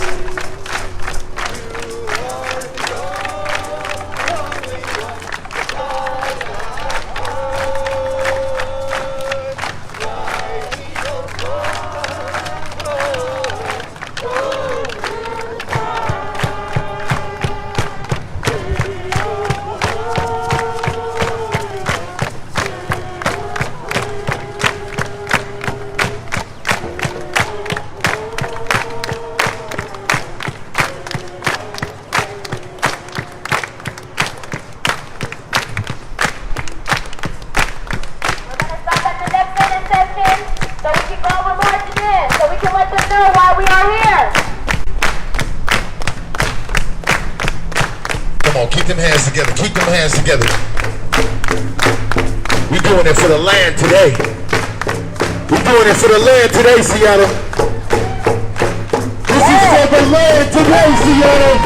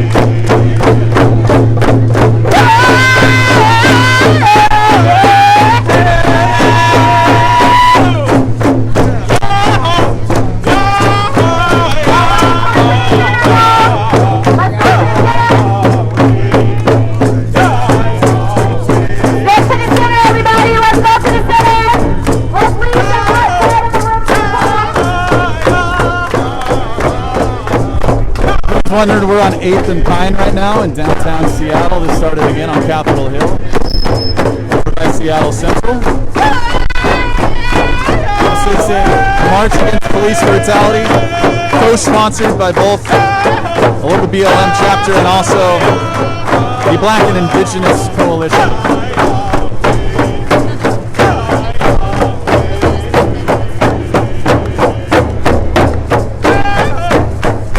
So far, I have not seen any police except perhaps the one back there. You might see the lights, the yellow lights. I don't know if that's police or not.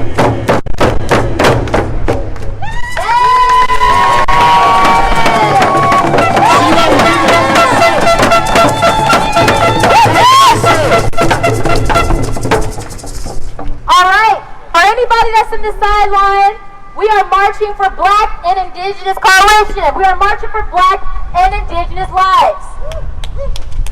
Go ahead, clap for it. Let's give it up for the people right here, maybe on the 4th, 5th floor, on the 7th floor. All the way up. All the way up. All the way up. I think it's right that we do maybe out of your homes and in the streets. Y'all want to scream out of your homes and in the streets? I think we should do that. Out of your homes! Out of your homes! Out of your homes! Out of your homes! Out of your homes! Out of your homes! Out of your homes! Out of your homes! 'Cause whose lives matter? So whose lives matter? So whose lives matter?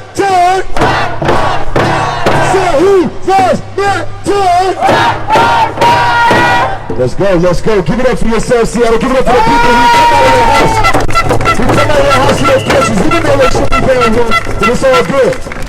All right, now one of our other demands, we have 14 of them. You guys nuts. All right. Now, our other demand is we need better training and certification for our officers. Oh, yeah. I used to work at Nordstrom. These officers couldn't de-escalate a Nordstrom customer. And that's just no period. We need to make sure that we are having adequate training for people and that are serving and protecting us. And one of the other things that goes to is we need to make sure that they have de-escalation and civilian safety annual. We need to make sure that they have medical response training. They need to have a mental health one-on-one training. We say annual, but I say it should be every 6 months. Come on. This period. We need to make sure that the people that have guns, they are mentally capable to have those guns. Now, what we want to do is we want to have a trauma-informed training for law enforcement. Because their job, I will say, look, they deal with some shit. I will just say that some of the police do. They don't get a right to kill black and brown people, but they do. And they need to have some type of trauma training for everything that they're going to. Even for these past, few months since I've been marching since May 30th, I have almost attacked people because I've been so angry because of the trauma and stuff. I have encountered from being tear gas, from being mace and pepper sprayed by Seattle Police Department. They need to have that trauma training to make sure that they are better equipped to make sure that when they go into situations that they can mentally go ahead and take care of that. Now, one of our other demands on there, we want to make sure there's a mandatory health evaluation every 6 months. Mental health is wealth. Seriously. Like, clap for that mental health. So if you're wondering, hey, what's going on? They've been stopping about every other intersection and then listing off their actual demands. I know that's a question a lot of people who've been watching these protests out there have been, well, what are their actual demands? She's telling me. We shouldn't take care of ourselves. You shouldn't go see a therapist. I mean, my black mom would be like, oh, that's that TV shit. That's what she would say. And it's not right. If you break a bone, you would go to the doctor, right? And your brain is your most important vital organ. Come on. And you need to make sure that it is taken care of. Seriously. So we need to make sure that our public servants, because that's what they are public servants, that they are mentally capable to perform that job. Because any sane, compassionate person, after having a knee and a neck for, 20, 30 seconds would have taken it off. Come on. George had one on his for 8 minutes and 46 seconds while he cried out for his mom and told him over 20 times he could not breathe. That's telling me that those officers, something is wrong with them. They are supposed to help protect and serve.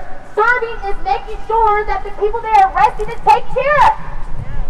They need to take better care of ourselves, but they need to take better care of themselves. And when we're asking for that money to be defunded from SPD, a portion of that needs to go into making sure we have some type of police reform that is actually going to promote change. Everlasting change. I'm going to try to set this down and get a drink of water, y'all. I haven't had a drink in about an hour and a half. Need one, so bear with me. Did anybody know that our SPD officers, they actually Seth needs his water. to wear their body cams? You know they get a 2% raise every time they wear it? Out of our money, they get a 2% raise every time they wear a body cam. Come on. Why are we giving people body cams when they should just have it? Just to make sure that they are documenting everything that is going on when they are coming in contact with the public. That's very important. So when you're out here, we talk about qualified immunity. We talk about refunding the black and brown communities. We talk about a halt of predatory development. And the next one is we need to have better certification and training for officers. Come on.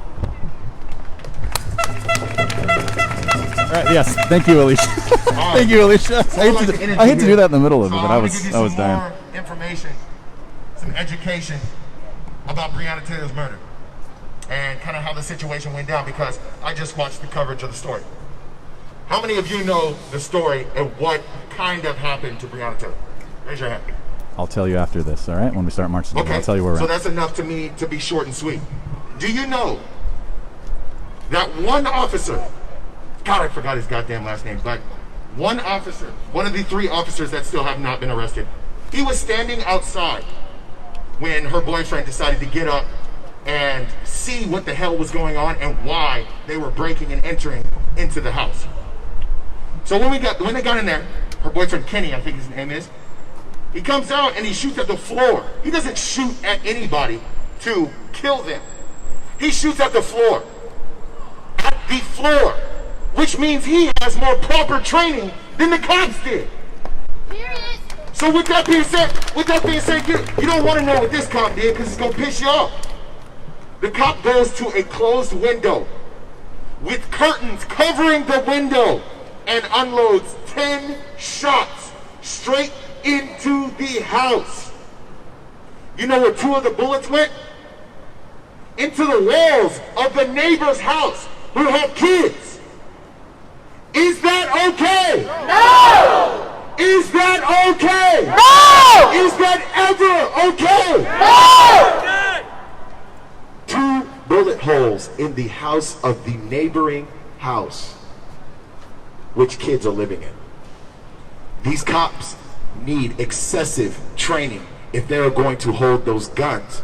Because to be honest, I say fucking abolish them all. Yeah. Because to be honest, fuck defunding the police 50%. Get them motherfuckers out of there. Get them motherfuckers out of there. Because you know what? I know some people who can take care of my people way better than the blue lives that matter.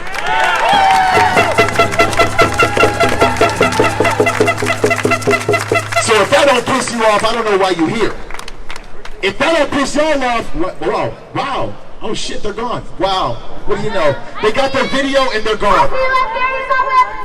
I see you up there. You should put a shirt on and come down. Come on, put a shirt on, come down. There is a guy shirtless up Oh, there. you went back to your Second to house? top left. Exactly. I still see you come put a shirt on. So like I said, guys, that's crazy.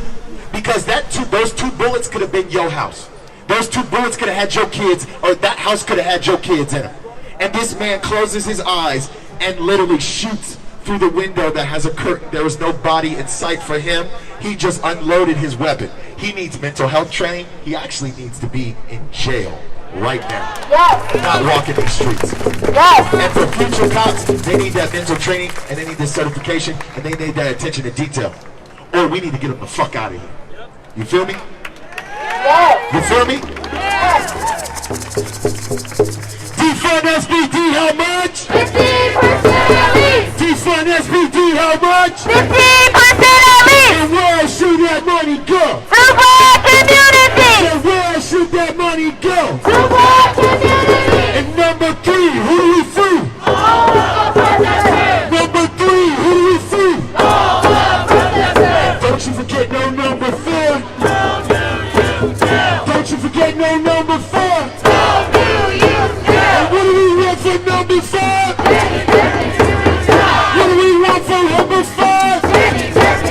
Cause whose lives matter? Black lives matter. Say whose lives matter? Black lives matter. Say it louder. Black lives matter. Just say it louder. Black lives matter. Alright, let's get the drums to the front. Let's get the drums to the front. We got the line right here. I want everybody behind to keep it tight. We got a few more stops today. You should be pissed off by the education and information I just gave you. No cop, no man in this world deserves to shoot through a window with a curtain on and have 2 of them bullets going to the house where somebody got kids in. That ain't okay. And we gotta make sure we get justice for that. So no justice, no peace. No justice, no peace. Take it to the streets, fuck the police, no justice, no peace. Take it to the streets, fuck the police, No justice, no peace. Take it to the streets, fuck the police, no justice, no peace. Take it to the streets, fuck the police. No justice, no peace. Take it to the streets, fuck the police. No justice, no peace. Take it to the streets, fuck the police. No justice, no peace. Take it to the streets, fuck the police. All right. Give it up for yourself, Seattle. Give it up for yourself, Seattle. Really quickly before we start marching again, somebody was asking where we're at. We're in downtown Seattle now. We are on Pine and 8th, so kind of a couple of blocks into downtown. And this started on Capitol Hill, up at Seattle Central College. Okay. Hold on. Everybody to the right. Everybody to the left. To the left so we can get the cars through. Hand signals, hand signals.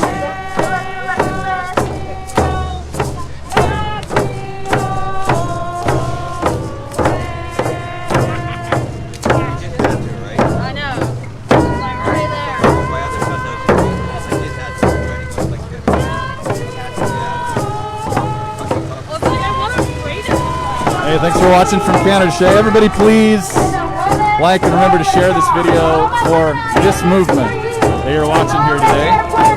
Give it some hearts, give it some likes. give it some shares. Really appreciate it. Thanks so much. All right, put them hands together. Put them hands together.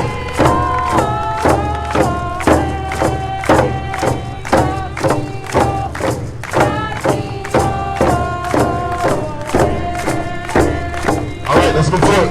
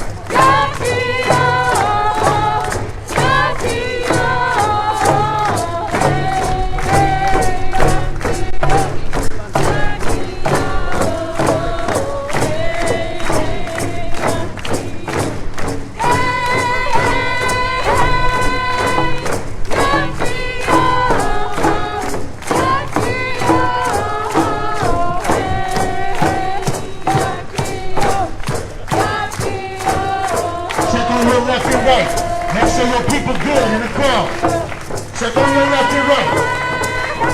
Give the person next to you a smile, a high five, something. We out here for black and indigenous lives. Everybody here is here for the same reason.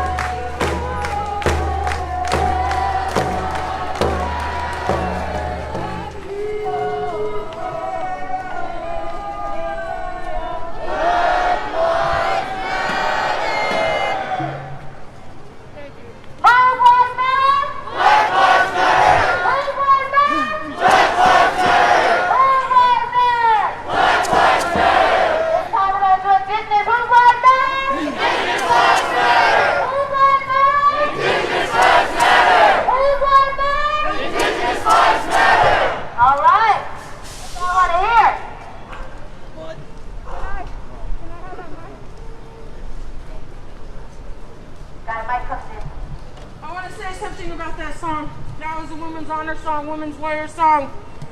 And it's always something for us to talk about that song because right now on Turtle Island, all across, we didn't have borders. So we're talking about our First Nations relatives over in Canada. We're talking about our sisters to the south. We're talking about our sisters right here, our daughters, our Two-Spirit, our transgender, all of those, all of our women and children are under a pandemic by the name of missing and murdered Indigenous women and girls and Two-Spirits. That song, that prayer is about our women. It's about the violence against our women. I want to extend that song right now in this space to our black sisters. I want to say that in my heart, that when we sang that, for me, I was singing for all of your women, all of your grandmas, all of your ancestors, all of your future generations, your granddaughters and their granddaughters.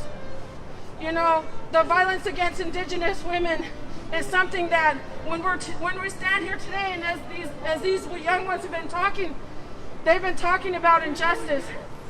And I was walking along and I was thinking about the injustice of jurisdictions, the injustice that this government uses to not step up and protect Indigenous women and people. Every day, every day. Yes. Every day. Yes. that the same system that you guys are talking about, many people seem to think in some kind of romantic way that indigenous people, that we got all kinds of money, that our tribes, they just provide us with all these lavishing homes, and that we got casinos. But that could be furthest from the truth. That is the farthest from the truth. That we are, yes, we are spiritual people. Yes, we have our prayers and our songs. But so many lost their lives for us to be standing here today. Like the stars, our people once were here, and we are still here. We are still here. When we talk about bringing justice, I can't help but to think about the school system that I grew up in, telling me as a young person that I was the bad guy, and that the colonizers and the colonial people saved us, and that we were the heathens, we were the violent ones. I feel like it's time for us to get rid of those history books. Yeah. Come on.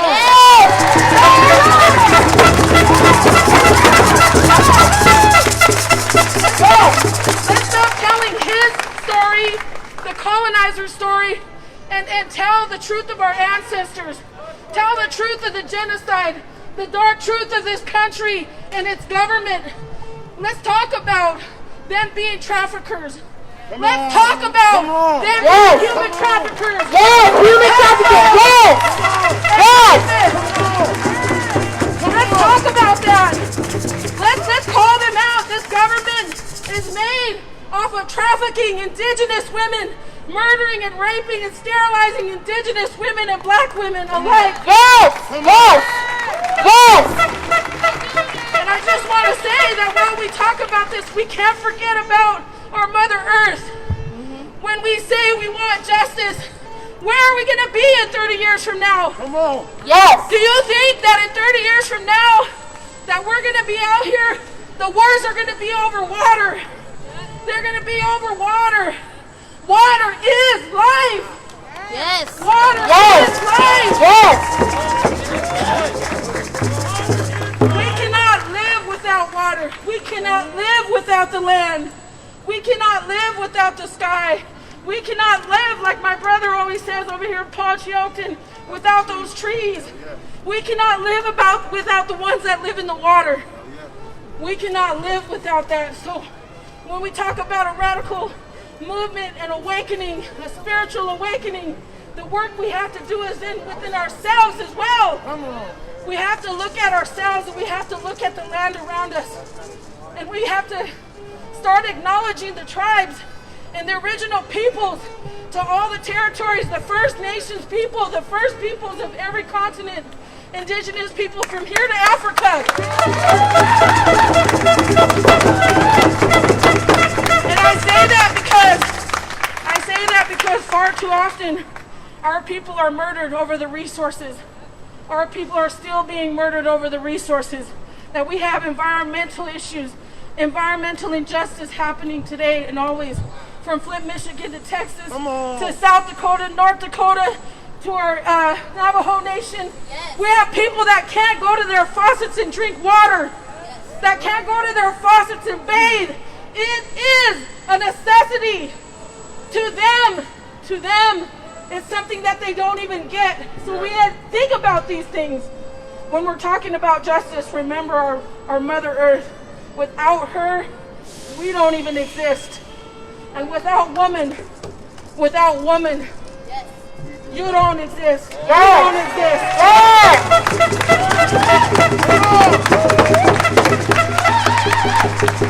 So that song is the Woman's Warrior song. So I raise my hand to this young black sister right here, standing up here bravely, doing this work. I lift my hands to this young brother right here for doing this work. And thank you for Katsiayo for letting me say these few words. Yes, thank you. Man, I mean, she took everything out of my mouth. It was so good. Best part about it is that wasn't even in a stop, so we still got to stop at it. So we're gonna take it. We're gonna stop at 4th and Pine. So let's keep it there because we have more education to give to people. We want to make sure that our drummers are in front. just as a sign of respect. And make sure we're staying close and tight. Staying close and tight shows our unification. All It right. shows that we're unified. So come to the center. We got some cars from our car brigade about to So go get around. ready to go through back, just to yeah. keep us safe. So we want to wait for them to go through. Well, while they go through, one thing she did say is talked about what they do to indigenous women. There's a lot of women here I see here, and there's a lot of non-black women I see here.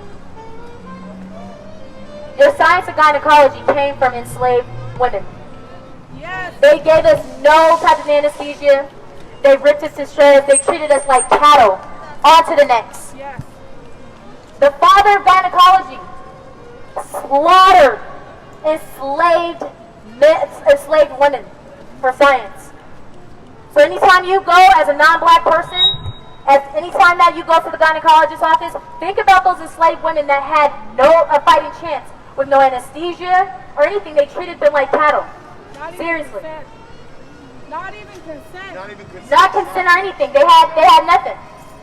So we're gonna head down to 4th and Pine. We got more information and more education to land everybody. So we want to make sure we keep a rhythm with our drums. It's just so beautiful, you know. Let's get everybody staring out the windows. So let's get a drum going.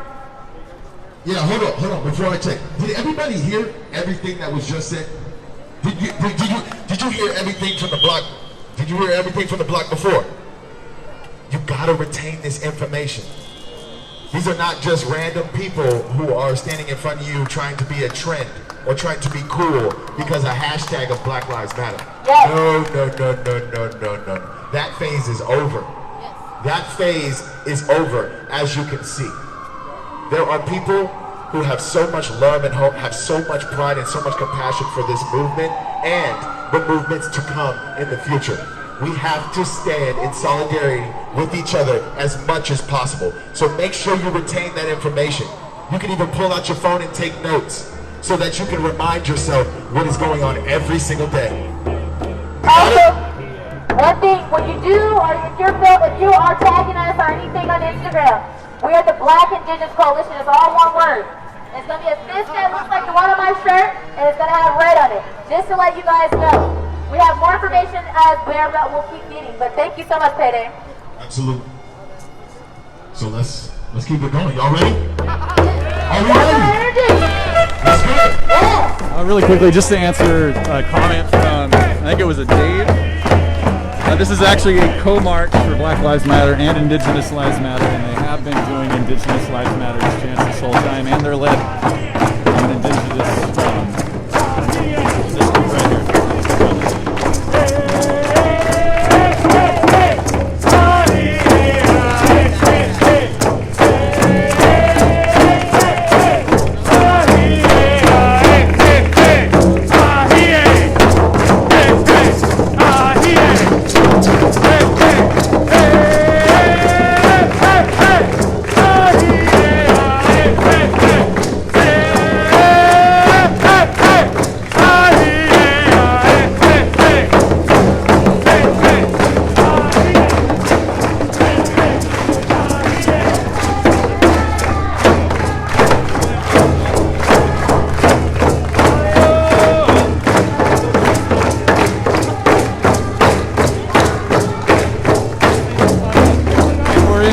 Seattle, downtown. We just passed 7th and Pine. They told us we're going to walk about 3 more blocks and then we'll stop again.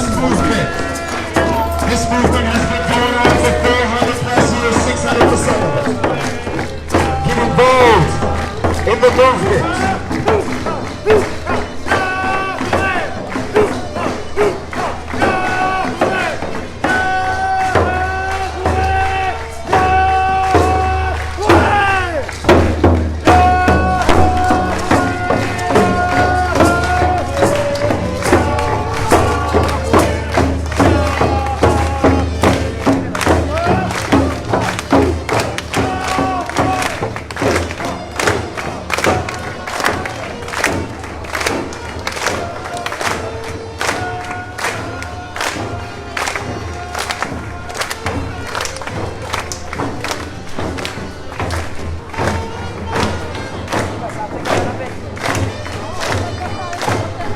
Esos son los signos de que pasó ahí. Eso no es.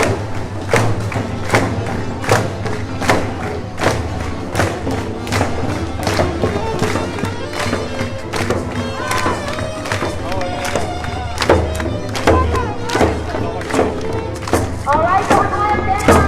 So we have some time. We're going to keep taking it down.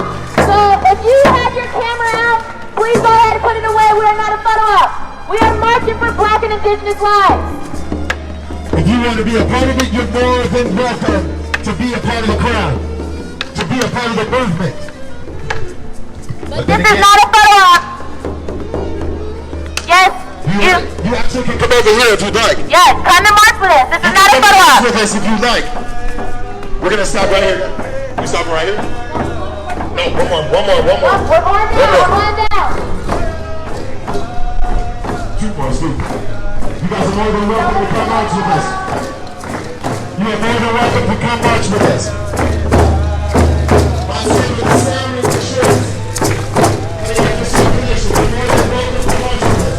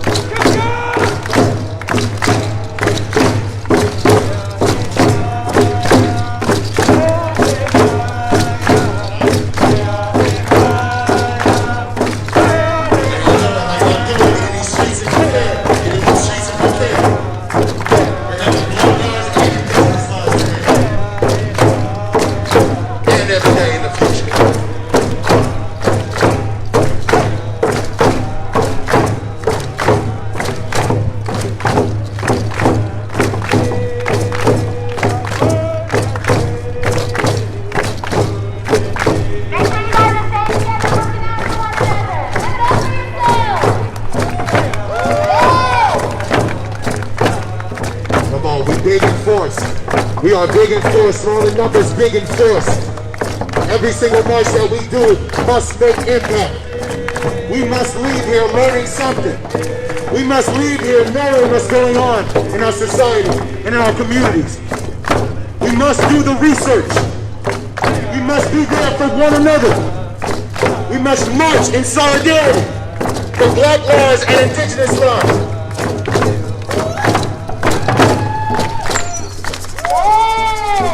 Give it up for yourselves. Give it up for yourselves, Seattle. Give it up for yourselves. We are small in numbers, but big in force. We are bodies who are ready for war. We are bodies who are ready to go to the boardrooms. We got bodies that are ready to be medics. We got bodies that are ready to be security. We got bodies that are willing to put themselves on a line on a bicycle. Not in a vehicle, we got them too, but we got people putting their lives on the line on bicycles. Deterring the tyrants. Deterring the negativity. Making sure we are able to march every single day in solidarity. We gotta give it up for the people who are volunteering for this movement. Whose lives matter? Black lives matter. Whose lives matter? Black lives matter. Whose lives matter? Black lives matter. Whose lives matter? Black lives matter. Whose lives matter? Black lives matter. Whose lives matter? Black lives matter. Come on. Black lives matter. Whose lives matter? Whose lives matter? Black lives matter. Whose lives matter? Black lives matter. No justice, no peace. Taking the streets to fight the police. No justice, no peace. Taking the streets to fight the police. No justice, no peace. Taking the streets to fight the police. No justice, no peace. Taking the streets to fight the police. No justice, no peace. Say what? Taking to the streets to fight the police. No justice, no peace. Say what? Taking to the streets to fight the police. Say no justice, no peace. Say what? Taking to the streets to fight the police. Say no justice, no peace. Say what? Taking to the streets to fight the police. All right, give it up for yourself, Seattle. Come on. We just made it down to here. We in downtown now, huh? We in downtown now, yeah? Let's bring it to the street. All right, so we're going to stop at 4th and Pine up here at this intersection. We're just going to allow our security to make sure that the location is secure for us. We're going to spend about 5 minutes here just to make a point. Go over more of our demands. 5 minutes. 5, 7. Meredith. You can get in here too, though. Crystal, it's interesting you brought that up because they actually did. Here now. The woman, We are here fighting for black the indigenous and woman lives here on the sidelines. in the red skirt there, she actually did just speak about the human trafficking aspect. So that did happen actually. And if you want to see that, Let's move forward. you can just kind of scroll back. Let's move forward.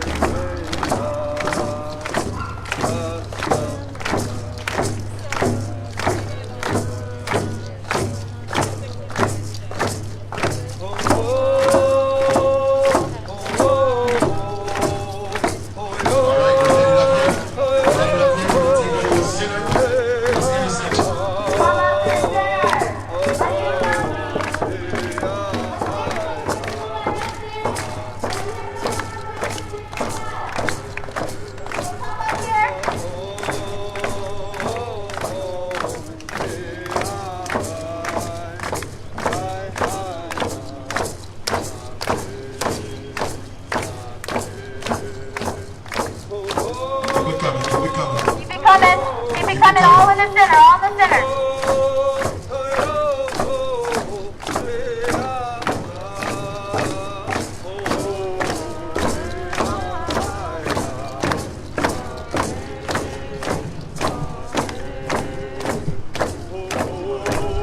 Tyler, this is a march against police brutality,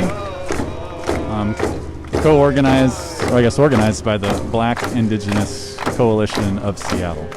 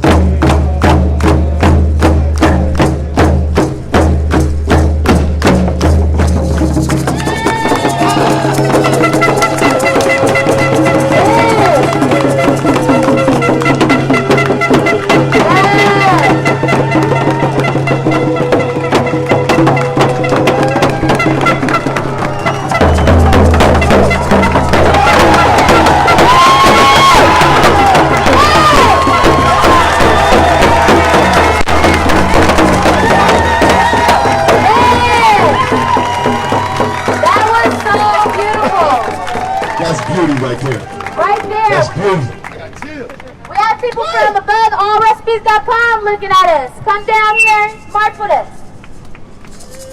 Come down, march with Come us. down here. Strong. You're getting a free show. Pay the fee. Boom. Pay the fee. You getting a free show. Every day we marching. Pay the fee. Or get out here and march with us. I can see your melanin from here. All right, now, one of our next demands, because every stop we're going to go over more demands. Remember, while we are here, we have to let them know why we are here. They like to think that protesters, we don't have any demands, that we're running wild and loose, and that is not the case. Now, our next demand is we want actual accountability for police officers. Yeah. Hey, say that again. We want actual accountability for officers.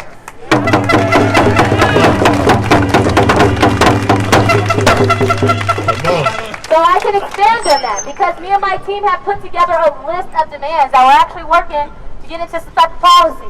Now the next one is we want all detectives and correction officers to wear functioning body cameras. That is while they're in public and that is while they are with a suspect. Did you know if a probation officer is speaking to you, he doesn't have to wear a body cam? Investigators, correction officers, the horrors that they do to people, and it's not filmed. Imagine all the other atrocities that are going on because it is not filmed. We need to have our police officers wearing functional, unobstructed, because you have to put unobstructed, body cameras. They can't just wear the body camera and put something over it. They have to wear it and it has to be functioning, period. All right? Now the next one is we want an extension of the illegal search and seizure. So we want to get all footage of everything that's going on, and we want any damage to any body, to any part of your body. It needs to be documented, it needs to be recorded. These officers need to be held accountable when we are in their care. They are public servants, and they need to make sure that they are doing their job. Now the next thing is we want all complaints against any officer publicly displayed for the public to go and find. That includes any excessive force that they've had, any charges or anything. Now the next thing, Payday can say this, end entrapment. Do you guys know what entrapment is? Entrapment is when they have a police vehicle that's not marked. That is stenciled in what gray, black, later Seattle Police Department, they have no signs or anything. I'll speak on this personally. It was after I had, it was that Friday, and I was walking. That was as soon as the FBI got into him, and I was walking back to my location of place of sleep, and I was walking with a friend, or I was walking by myself actually, and I was just in the crowd, and an unidentified officer, well actually, these two officers were identified because they recognized us because we're always out here protesting and whatnot. And then I also saw a cop, or I don't even know if it was a cop car, just an unmarked car. And they knew. They pointed. They said, hey, you know that guy. These people are literally in the streets snatching people up in New York and Portland. Yes. You know what's great about us? You ain't snatching us up. You ain't snatching us up in Seattle because the world literally is watching. So give a hand for yourself on that. Yes. And the last thing excuse me. Damn, I done lost train of thought. Hold on. Ooh, damn. Well, I'm sorry. Wow. I usually don't do that. Excuse me. I'll bring it up on the next one, but we gotta move. We gotta march. We gotta march this way. So we're gonna do hand signals, or we can actually reestablish the front line. Can we turn like this? So we need this left side to just wrap around. So grab our drummers up here. Grab the drummers in the front. Drummers to the front. So we're gonna leave this side to the side. So go into the center. So try to squish to the center. Sorry. So we're gonna squish to the side. Just so we have cars over here, come through the side. Have a car straight.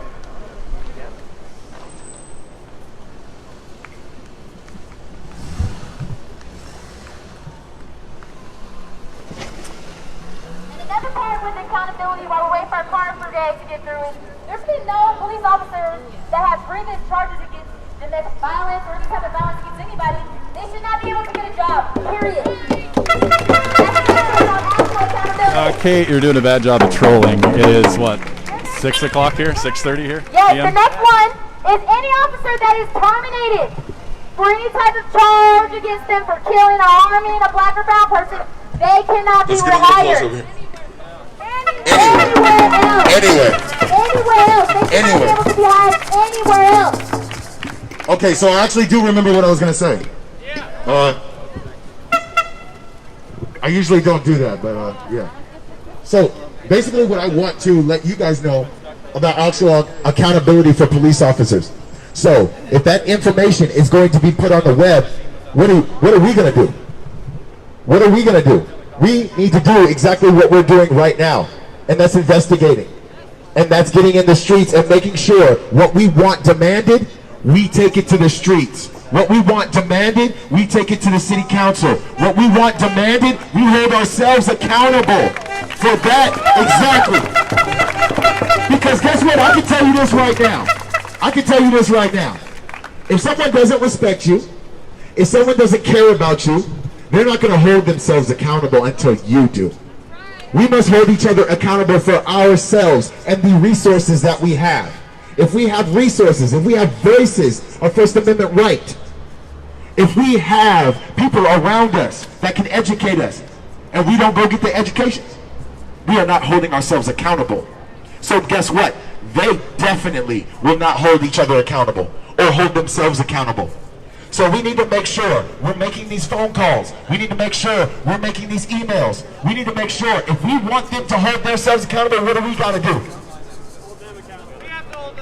If we want them to be held accountable, what do we have to do? Come on. We got to hold ourselves accountable. We got to show love, respect, and kindness to one another. We have to make sure that we make the phone calls and the emails. And if it matters to you that much, you're going to get your ass in these streets every single damn day. All right, let's move it.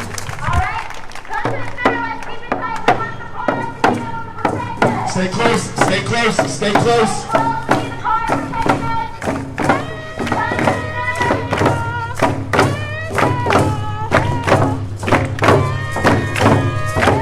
Let's keep it tight, let's keep it tight. Center, center, center. Outsides. Outsides, come in closer. Come in closer.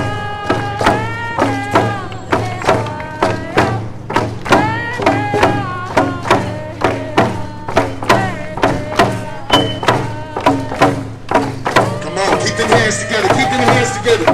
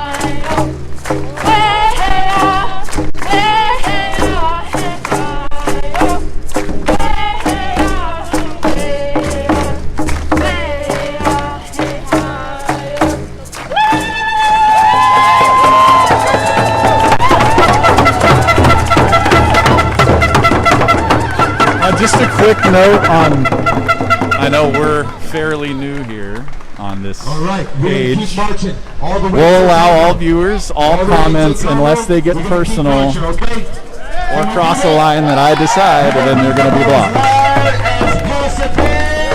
Blocked, I think, 6 people. Don't mind differing opinions. Don't mind everybody watching this. Don't mind the comments. As long as you don't get personal, you will be blocked.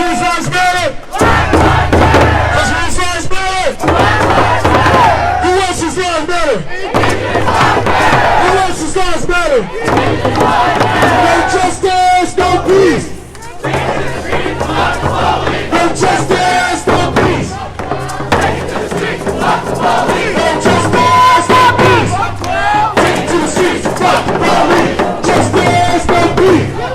Take it to the streets to fuck the police. No justice. Take it to the streets to fuck the police. No justice. Take it to the streets to fuck the police. No justice. Take it to the streets to fuck the police. No justice. Take it to the streets to fuck the police. No peace. Take it to the streets to fuck the police. No justice. Take it to the streets to fuck the police. No justice. Take it to the streets to fuck the police. No justice. Take it to the streets to fuck the police. What do we want? What do we want? When do we want it? What do we want? When do we want it? Say what do we want? When do we want it? Say what do we want? When do we want it? Say what do we want? Justice! Say what do we want? Justice! Say what do we want? Say what do we want? Justice! Say what do we want? Say what do we want? Justice! What do we want? Say what do we want? Justice! And when do we want it? Say what do we want? Justice! And when do we want it? No justice, no peace. Take the streets to fuck the police. Say no justice, no peace. Take the streets to fuck the police. Say no justice, no peace. Take the streets to fuck the police. Say no justice, no peace. Take the streets to fuck the police. Say whose lives matter? Black lives matter. Say whose lives matter? Black lives matter. Say whose lives matter? Black lives matter. Say whose lives matter? Black lives matter. No justice, no peace. Take it to the streets to fuck the police. No justice, no peace. Take it to the streets to fuck the police. No justice, no peace. Take it to the streets to fuck the police. No justice, no peace. Take it to the streets to fuck the police. So what do we want? Justice. When do we want it? Now. Say what do we want? Justice. Say when do we want it? Now. Say what do we want? Justice. Say when do we want it? Now. Say when do we want? Justice. Say when do we want it? Now. Say whose lives matter? Black lives matter. Say whose lives matter? Black lives matter. Say whose lives matter? Black lives matter. Say whose lives matter? Black lives matter. No justice, no peace. Take to the streets to fuck the police. No justice, no peace. Take to the streets to fuck the police. No justice, no peace. Take to the streets to fuck the police. No justice, no peace. Take to the streets to fuck the police. Say what do we want? When do we want it? When do we want? When do we want it? Say what do we want? When do we want it? Say what do we want? Say when do we want it? Say what do we want? Say when do we want it? Say what do we want? Say when do we want it? Say what do we want? Say when do we want it? Say what do we want? Say when do we want it? Say whose lives matter? Say whose lives matter? Say whose lives matter? Say whose lives matter?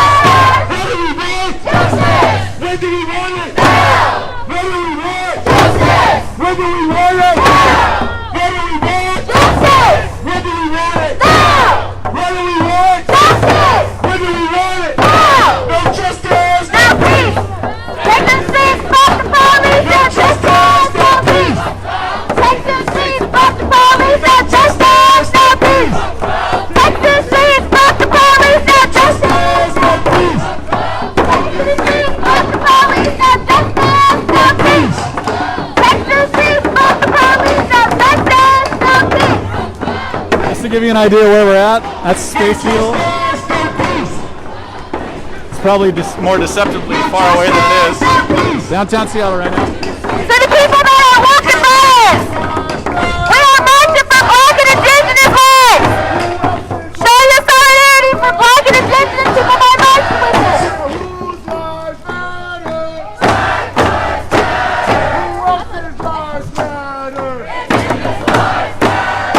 What do we want? Justice! Where do we want it? Now! Say what do we want? Justice! Say where do we want it? Now! Say what do we want? Justice! Say when do we want it? Now! Say what do we want? Justice! Say when do we want it? Now! Say whose lives matter? Black lives matter! Whose lives matter? Do not take a video of this. Who else's lives matter? Who else's lives matter? No justice, no peace. No justice, no peace.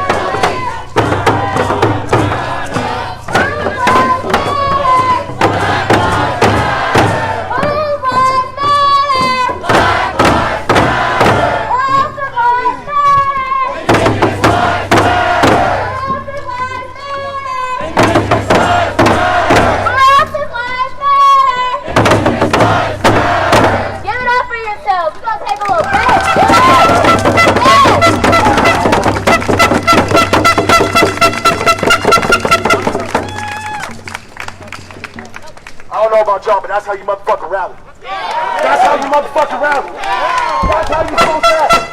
You're supposed to lose your mind for Black lives. You're supposed to lose your mind for Black lives when you're in these streets. Something's gonna come over you. Something's gonna come through your body to where you will get anything for this. Listen, there are people in this world, there are people right next to you who will get their damn life to shut up their back for another black person, for another indigenous person. They would do anything in their power to make sure that person survives. They would do anything in their power to make sure that person sees equity, to make sure that person sees equality, to make sure that person sees wealth. This is not a game, ladies and gentlemen. This is not a game. I am not screaming on this microphone for fun. I am not screaming on this microphone for cool points. I'm out here because this matters to me solely, deep in my heart, and I'll promise to you every single day. Everybody should be proven why they out here.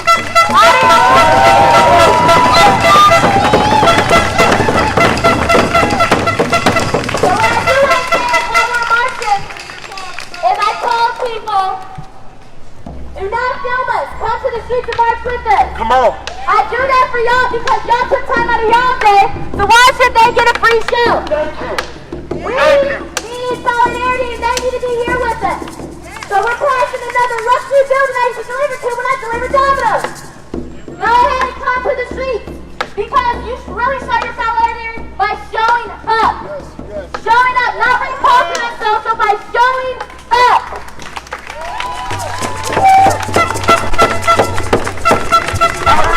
Yeah, just to update everybody who's listening or watching. By the way, Chase, I see you in Nola. What's up? We're in downtown Seattle. We're now on 4th Avenue. They marched down. I guess I marched with them, didn't I? Down Pine Street from Capitol Hill in Seattle Central College. And we're headed towards this Space Needle right now.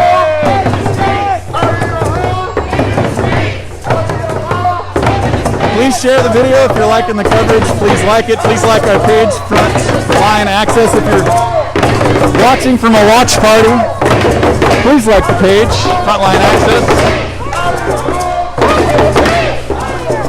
Give it those hearts, give it those shares, give it those likes. Show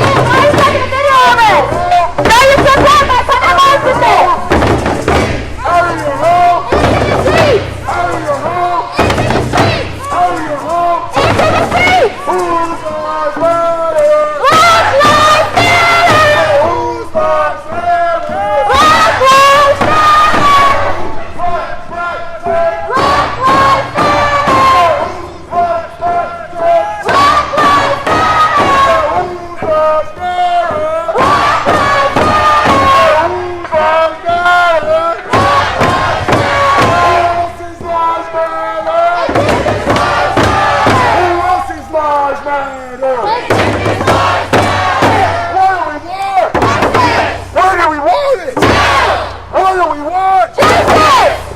want it? No! Say what do we want? Justice! Say what do we want? No! Say what do we want? Justice! Can I get a discount? Say what do we want? Say what do we want? Say what do we want? Say what do we want? I said what do we want? I said when do we want it? I said what do we want? Say when do we want it? So the protesters are going to get, or the marchers are going to get out of the street for that ambulance, but that ambulance turned. We're going to put a stop here.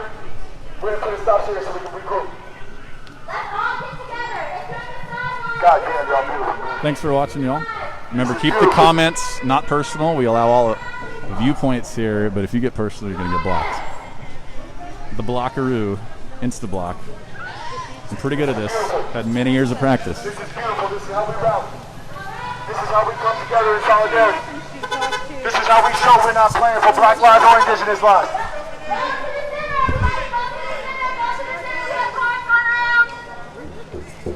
We are almost at our stopping point. Y'all feel good? Do y'all feel good?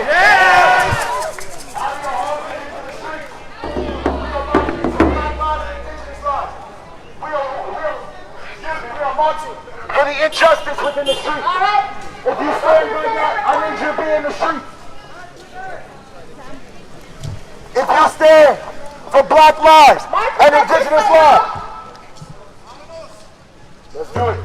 Let's keep going. We're grouped. Go So ahead. while we're here, we're almost at our destination. Let's make as much noise as possible.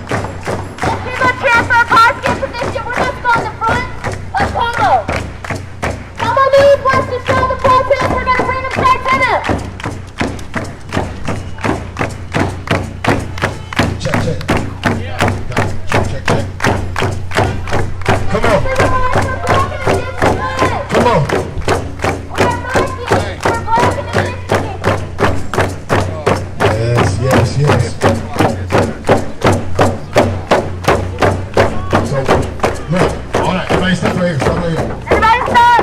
Stop! Everybody stop! Shit, we can hold this right here. Just a little bit at least.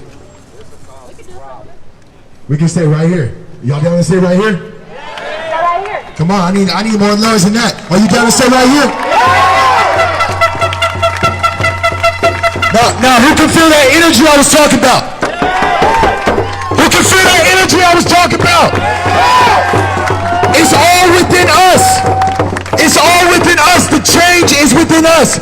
The vibe is within us. The heart, the soul of this city is within us.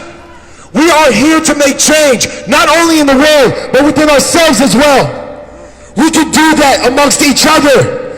Look how much soul and how much spirit with the Duwamish in front of us, with the indigenous in front of us. We have shared experiences today that's historical, that can change anything that we want possible. Because this is just the first step.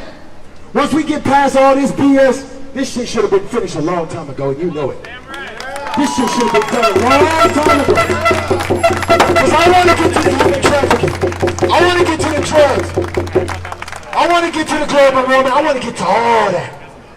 But guess what? All lives don't matter till Black Lives Matter and Indigenous Lives Matter. Can you feel me on that? This is one way you do that shit.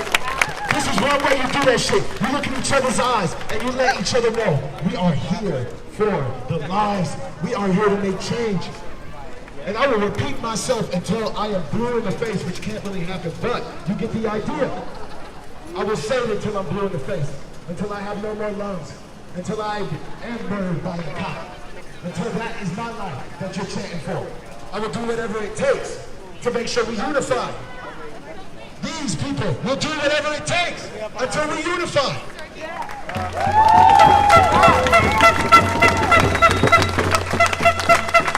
Now, wasn't this a beautiful experience? It's beautiful. This is my third part-time meeting. And Something smells really good over here, by the way. So much You need a safety today meeting. from the gate team. Give him a round of applause, y'all.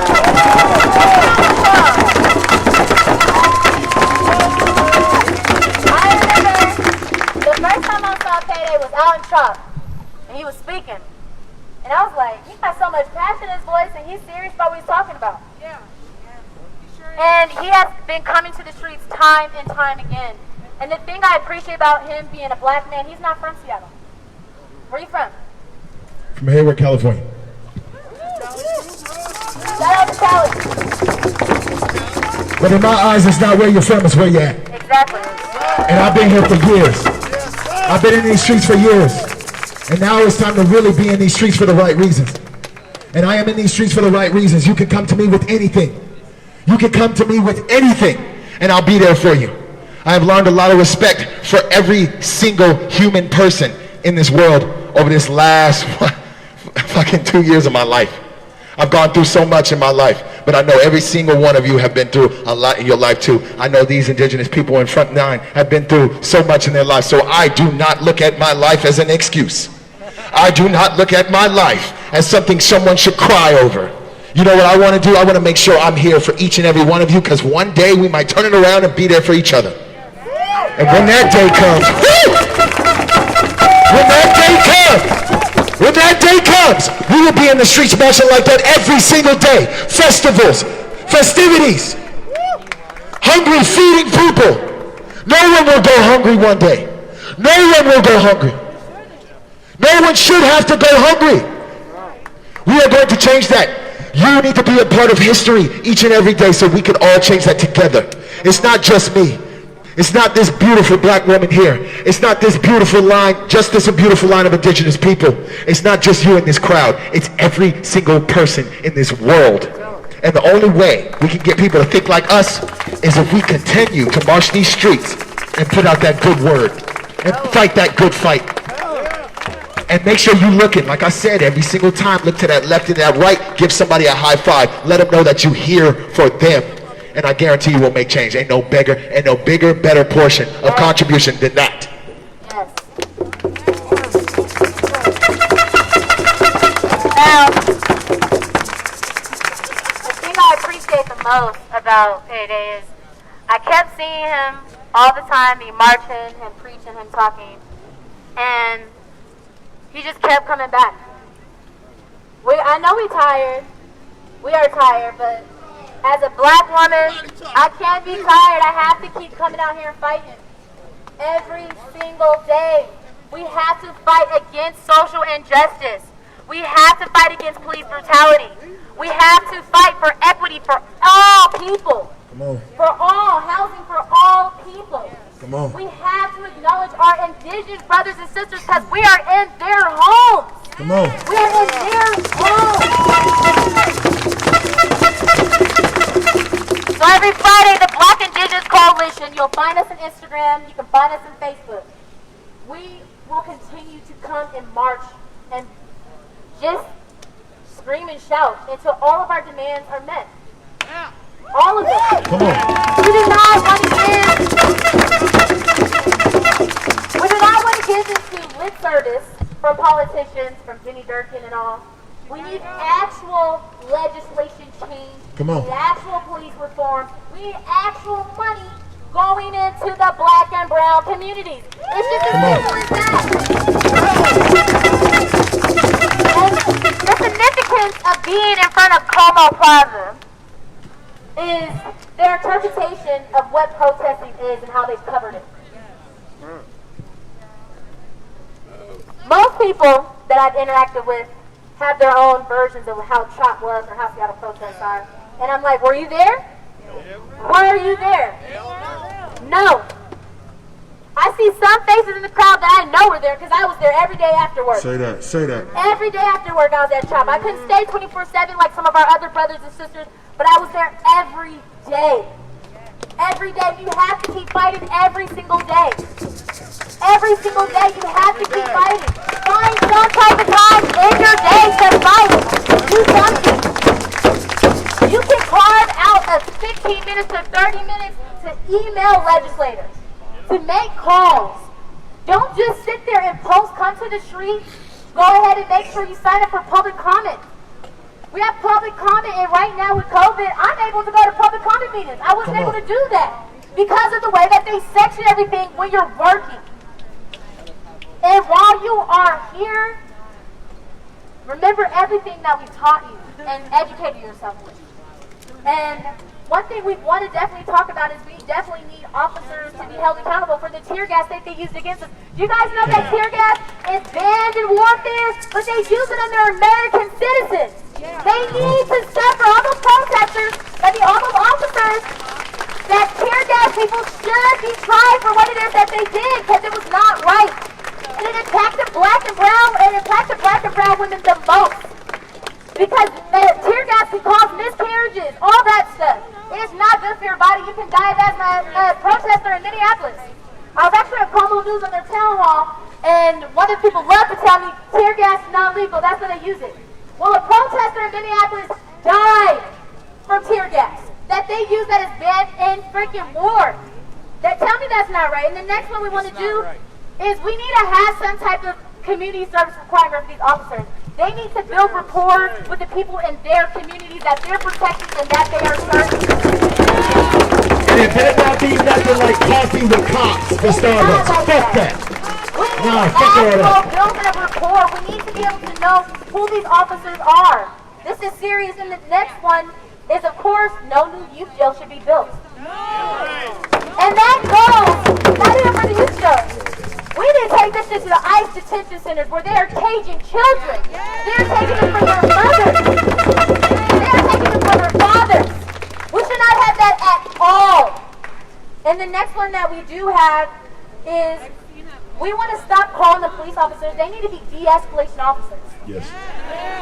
Does anybody know that police officers, they love to say black people, if you just didn't do this, if you just did that, if you didn't resist. Come on. The police were formed from slave catchers to collect black and brown bodies. From the beginning. From the beginning. From the beginning, that is why they were first. They were bringing scalps from our indigenous brothers and sisters. They were catching our black brothers and sisters. That's what the police force is. They have been slave catchers. So how can we have a system like that that was built on capturing black and brown people, serving and protecting us? It is not right, and it needs to change now.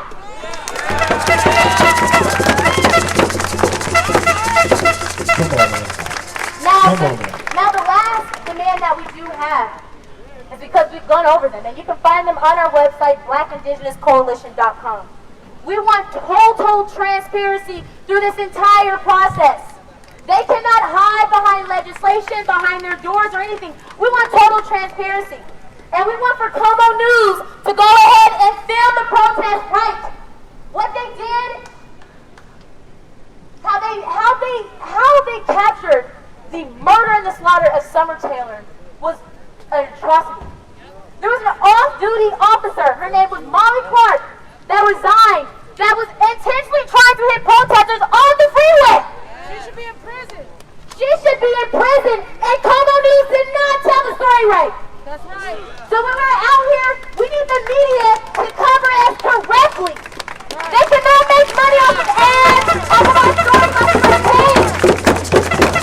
The news makes money off of stories that they need to tell it the right way because they are causing immense pain and trauma to the communities. Now, we will keep coming back each Friday. And I hope you would tell your friends, I hope you would tell your loved ones just how beautiful an experience this was. And I am incredibly thankful for everybody because my team worked incredibly hard to put this together to make sure everybody is safe and get our message across. And I just want to thank every single one of you guys for taking time out of your day to come and march with us. And every Friday we're going to meet at Broadway and Pine, and we will march every Friday. Because guess what? Our demands are not met, and we will march every single Friday until they are met.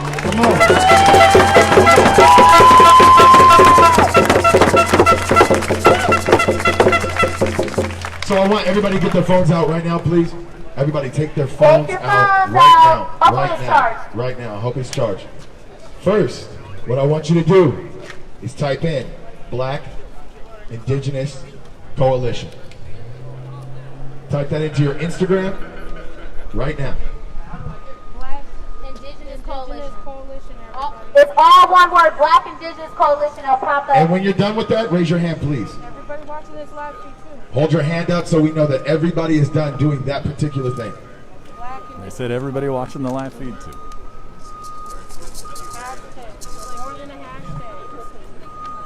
More than a hashtag. More than a hashtag. Yes. Everybody's got it? All right, so now, you go ahead and put your hands down. Now we're going to type in the, T-H-E, engage, E-N-G-A-G-E, team, T-E-A-M. Okay. And then raise your hand when you're done following that particular organization. Yeah, that's cool. The engage team. The engaged team. Keep your hands up so that we know everybody has taken care of that, following that organization. Please follow these organizations because they will tell you about any upcoming events Alabama. and they will give you information around the city. Awesome. I have one more fact, and then after that, I will finish what I am here for. I want to let you know that in the last 20 years, in Puyallup, Washington, not one cop has been killed on foot. In the last 20 years, in Seattle, Washington, I think 2 cops have been killed in the last 20 years. In the last 20 years, 2. But they, in the last 150 days, have taken 2 of ours, and that's facts. That's facts, guys. These cops are not dying in these streets like we are. Yes. Did you hear what I said? 20 years. 20 years. 2 cops. And in Puyallup, none. There's so many more facts, but I don't want to make you that mad. I would like you to do research as well. But when you hear these facts, you got to hear me. They say we're the threat. They say that we're the ones who are the problem, guys. Do you understand that? But look at us right now. Look at us. We ain't caused no problem. We ain't caused no problems. We just want to be heard, right? Say we want to be heard. I want to be heard. Say we want to be heard. I want to be heard. Say we want to be heard. I want to be heard. No justice, no peace. Take the streets fuck the police. No justice, no peace. Fuck around, take it to the streets and fuck the police. No justice, no peace. Fuck around, take it to the streets and fuck the police. No justice, no peace. Fuck around, take it to the streets and fuck the police. I love you guys. I love you so much. I love you. I love you so much. I love you so much. I will continue to love you. Each and every one of you are in my heart today, and you will be in my heart for the future. I will remember every single one of your faces. So if you do come up to me and I don't remember who you are, just say, Payday, you full of shit. I'm so appreciative of every single one of you. I'm appreciative of the Black Indigenous Coalition. I'm appreciative of the effort that you put in every single day. One more question. I need everybody to give me 5 ways that you can show support for Black and Indigenous lives outside of March. Can we get hands? One more time. You said bring your friends. That's one. You said bring your friends. That's one. Can we get another one? Right here. Pay the fee and support Black people. Pay the fee and support Black people. Can we get one from here? Educate them. Educate them. The facts that you have heard today, educate them. Anybody possible. Anybody that gives you that side eye, like, oh my God, you guys are still marching. Oh, this is so good. No. Educate them. Sarah, what you got? Melt the Seattle freeze and actually treat people as fucking humans. Give it up for that. Yes, absolutely. That's fair. Where can we get 5 from? My medic right there.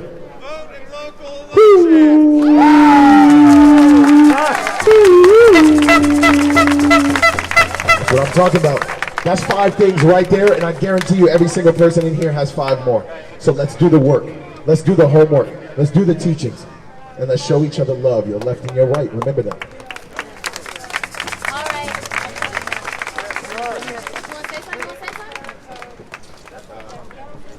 Oh, sorry. This thing is going down, I think. I think it just died. Hello? I think it died. Yeah. Anyone got wipes? Anybody got wipes? Medics, we got wipes. Just want to wear your mask. Okay. Medics, we got wipes. He's bringing them up. Okay. Thank you, medic team. Everybody give it up. Yeah. Round of applause for the medics. Thank you. Come on, we need more round of applause for the medics, baby. Come on.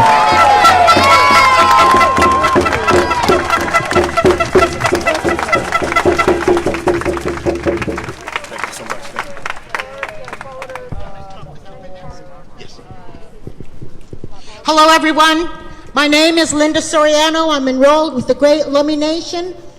Most of you, I'm pretty positive, are not aware who is in the front lines with the drums. We have 3 people right here that haven't even finished up their day since this morning.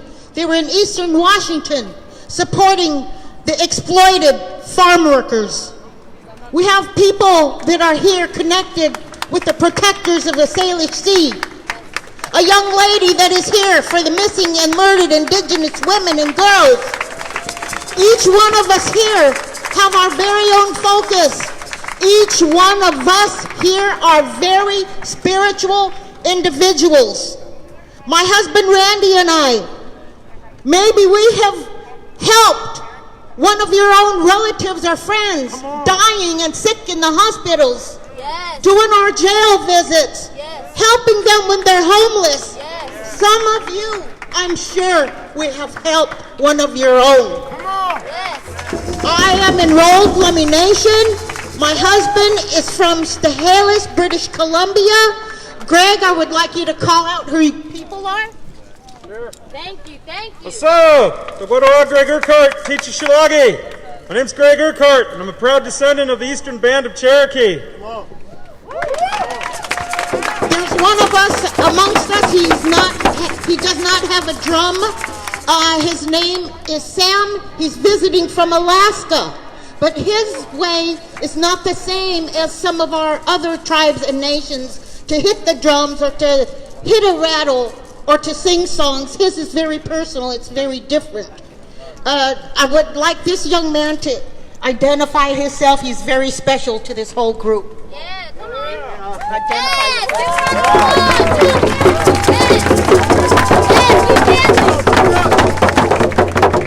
Hi, everybody. everybody. My name is Chris Esponda. I'm a Mayan descent. Oh, yes! Yes! I am a DACA recipient, and we just came from Eastern Washington about 3 hours ago, an hour before this event started. We're gonna do a march for the farm workers. There was 50 farm workers that got sprayed with pesticides. They were still working in the field when the plane came. They've gone to the mayor, they've gone to the representatives, but as Hispanics, we're afraid because our undocumented status to stand up. We need the support of the Black Lives Matter, Brown Lives Matter, Indigenous people. Thank you so much.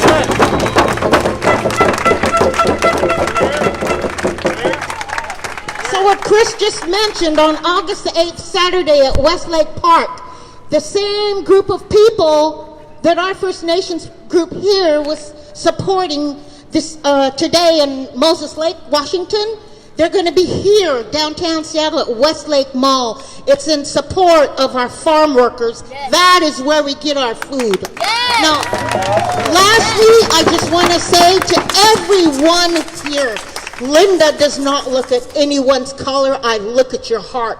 Each one of you are comrades. You are allies to the BLM, to the Indigenous people, to the First Nations people. Randy and I have helped. We have helped the Somali community, the Latino community. There is no difference in color. Our struggles are very similar. So I just lift my hands to every one of you that participated today. And it's all about respecting each other. Please go out, tell your friends, your family, anybody you can talk to, and help get them involved. We need allies, we need our comrades for all these movements, all these issues. Thank you, Black Lives Matter, Indigenous! Whoa!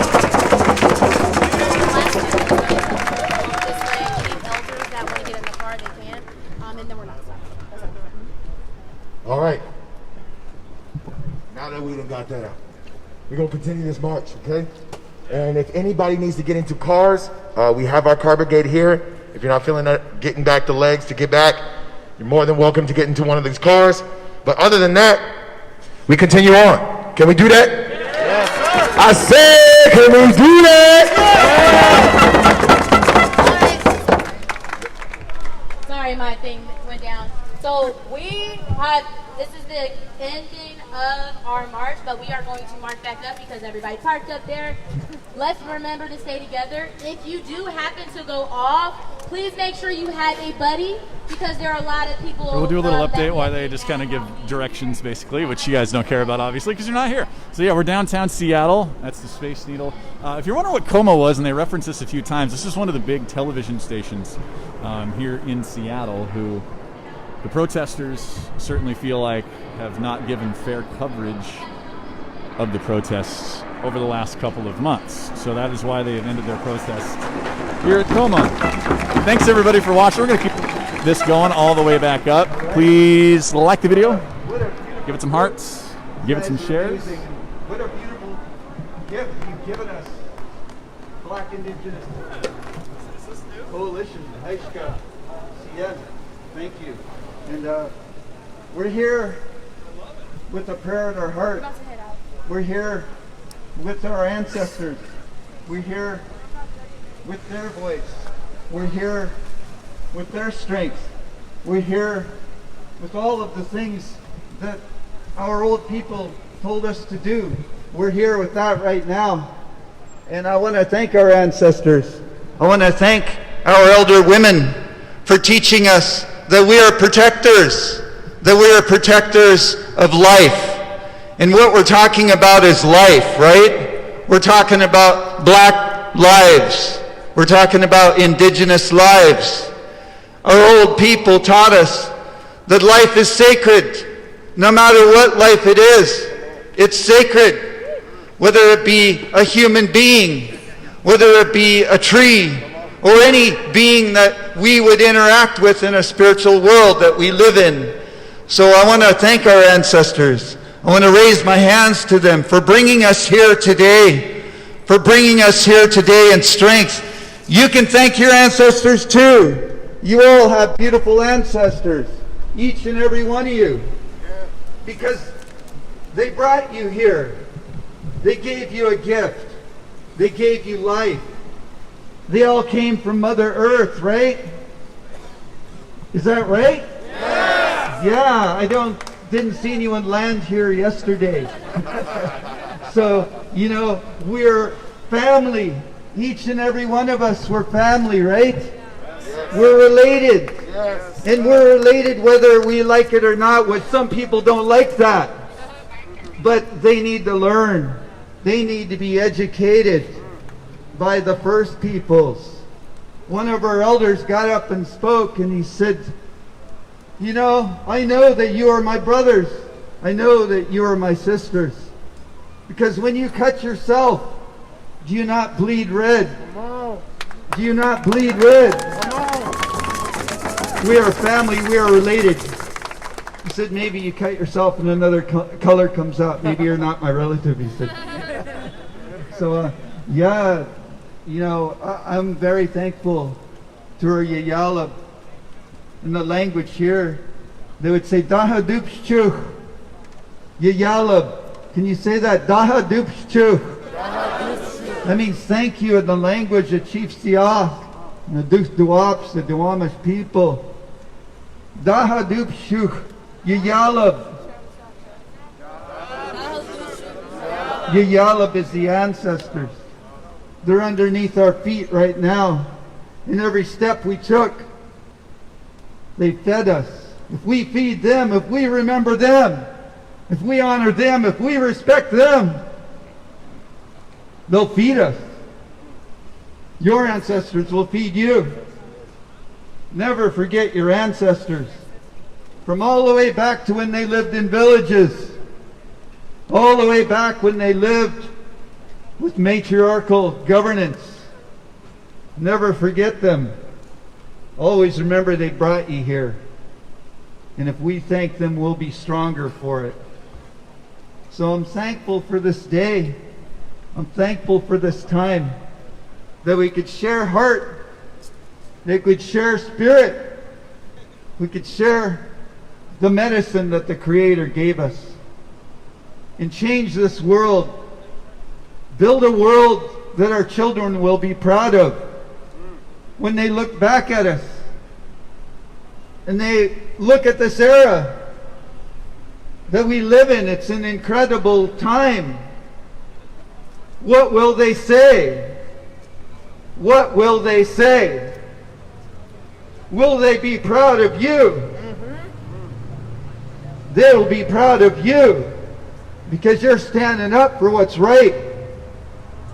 But I know that very soon the children of tomorrow will look at all of the insanity in this world and they will be very disgusted and sad for the ones that didn't stand up, the ones that didn't say, this is wrong, and we're going to change it and make it right. We're going to make it right now. We're going to make things well because that's the way our people have lived here. We live here in a world where our Creator is named Dokwiba. Can you say Dokwiba? Dokwiba translates to the changer. Can you say that in English? You guys all speak English really good. Dokwiba, the changer. Dokwiba, the changer. So our Creator is the changer. And we are children of the changer, right? That's who we know we are. So we have the same ability as Dokwiba who created all the things that we know in this world that are, by the way, aren't here because of colonialism. They're not here right now, but they should be, every being, because that's the way we left this place when Lewis and Clark landed. So we need to know that we have that strength. We have that ability. We will make this change together as one family, as one family, as one human family. Can you put your fist in the air? Sitting Bull. Can you put up your hands now like this, separate, just your hand? Sitting Bull said, like this, a finger is easily broken.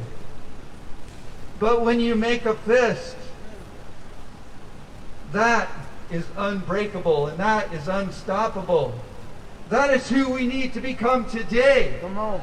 Unstoppable. Come on. Against an enormous degradation of society, an enormous threat to our own existence. Governments that abuse us, governments that hurt us and harm us, and take away a future for our children. We need to become one against insanity. What's going on in this world with climate disaster? Black lives matter, indigenous lives matter, our climate systems matter, every living being matters. Our people were taught that even the water matters. Even the water matters. Even that water matters. We can name them individually and say, yes, that water is people. That water is people. We know because my grandma bent down and touched the water. When she was a little girl, my grandma would bring her to the water in our creek called Quinnis, and my mom said she wouldn't just get in the water, not until my grandma touched the water and spoke to its Sali, its spirit, and said, we do not come here to disturb you, Siam Than and Kwa, the sacred cold water, but we only ask that you would strengthen the Sali of our children.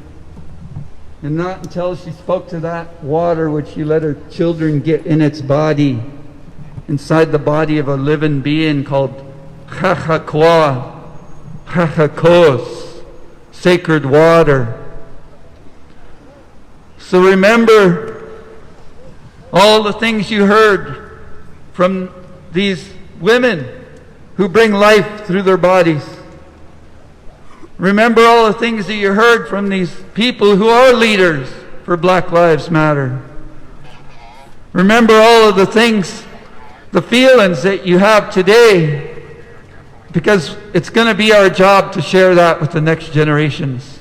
Share those feelings, share those teachings, share all of those things so we can have a future without police killing us, without a government that has a wish that we would always be at the bottom, that we would be under someone's heel, and then enforce that with the police.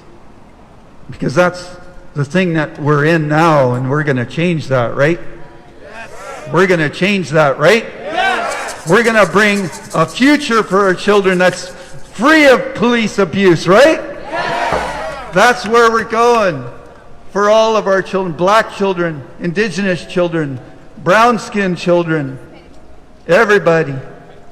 So I'm just thankful that we could take this time and think about the old people under our feet here, the Duth Dwapsh. And I want to say a prayer in our language. You know, we're going to do a walk. We got the walk that we're doing for the farm workers on the 8th. And we're really thankful that we were able to travel to Moses Lake and hear the stories of the people there who put food on our tables. We were really honored to hear their stories and stand with them. And so we're going to join together with them and do that walk in solidarity.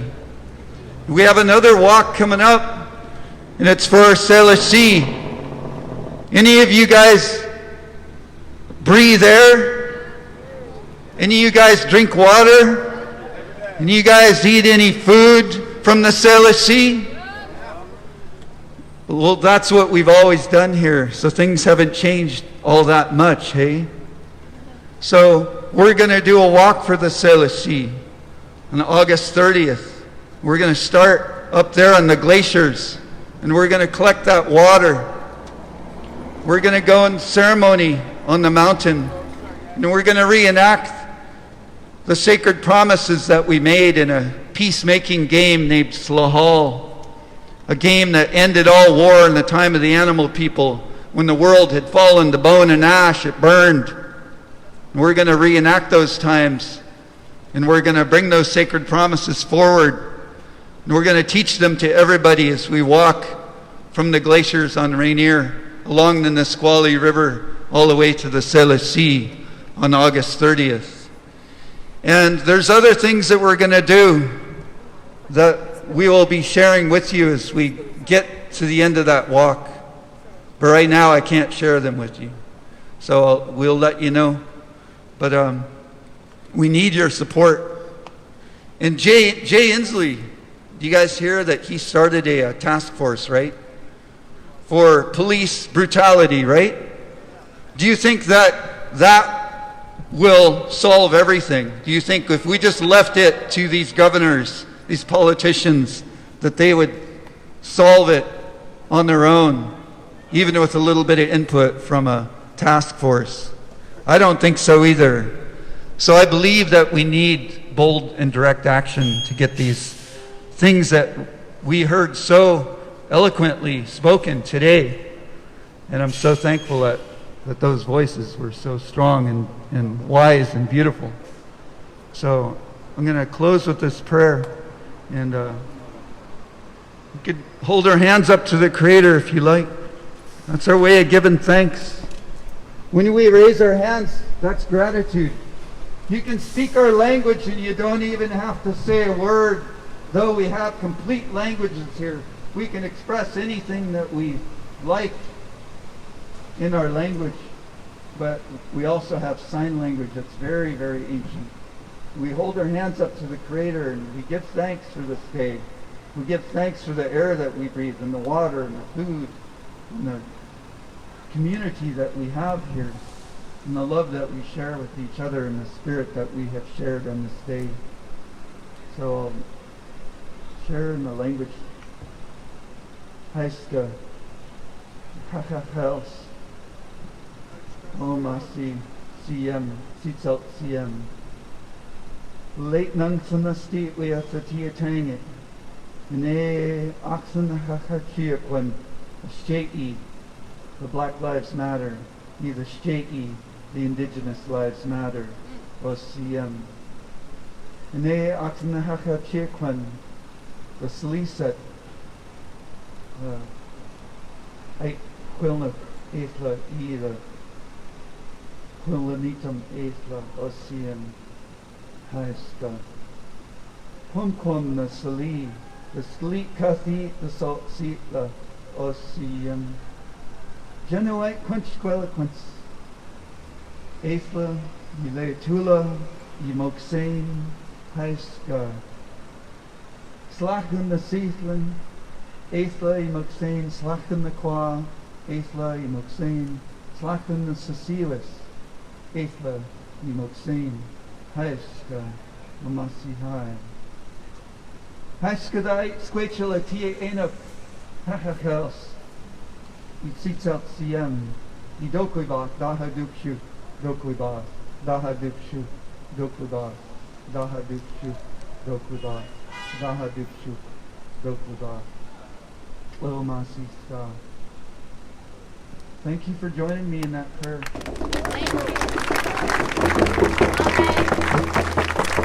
See you all again. Ossium. I'm the founder of Protectors of the Salish Sea. You can find us on Facebook, and we've occupied the Olympia State Capitol 3 times. We put our lives on the line against the government to say, stop killing us. Stop killing us. Stop killing us. Stop killing us with your insanity. So we need support. We're standing together as a human family for so many reasons. And I'm thankful for that. Thankful for this day. Ossium, Tomasi stuff.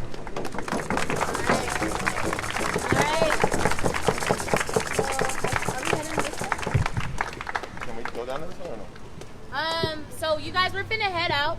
I'm looking for my security team. Are we going this way? We're going this way. Going this way. Okay, we're gonna go straight here. We're gonna go straight through here. We're gonna keep it rapid. All right. While they get ready for that, we'll just give you guys a little bit of update. Again, this is where the Space Needle, obviously, downtown Seattle. The march started at about 5 o'clock, well, about 5:30 actually, maybe 5:45. Marched all the way down Pine for about, I don't know, 2 miles or so, took a right, and then we ended up in front of not only the Space Needle, but again, the Como Plaza. This is one of the big TV stations here, and these protesters said that they don't feel like their voices have been heard, especially by the local media. Really quickly, I'm going to get a quick drink, so I'm going to put you down. Matter of fact, I'll put you down over here so you at least see something. But I need to get a drink of water, and I gotta also pull out my charger because the phone's almost dead. Thanks for watching. Please like and share the video, and also if you're not following Frontline Access, please do that. Frontline Access. Thanks so much. 1 sec, I gotta get some water. Celebrate Black Lives, come on! Now I need everybody to clap. Come on.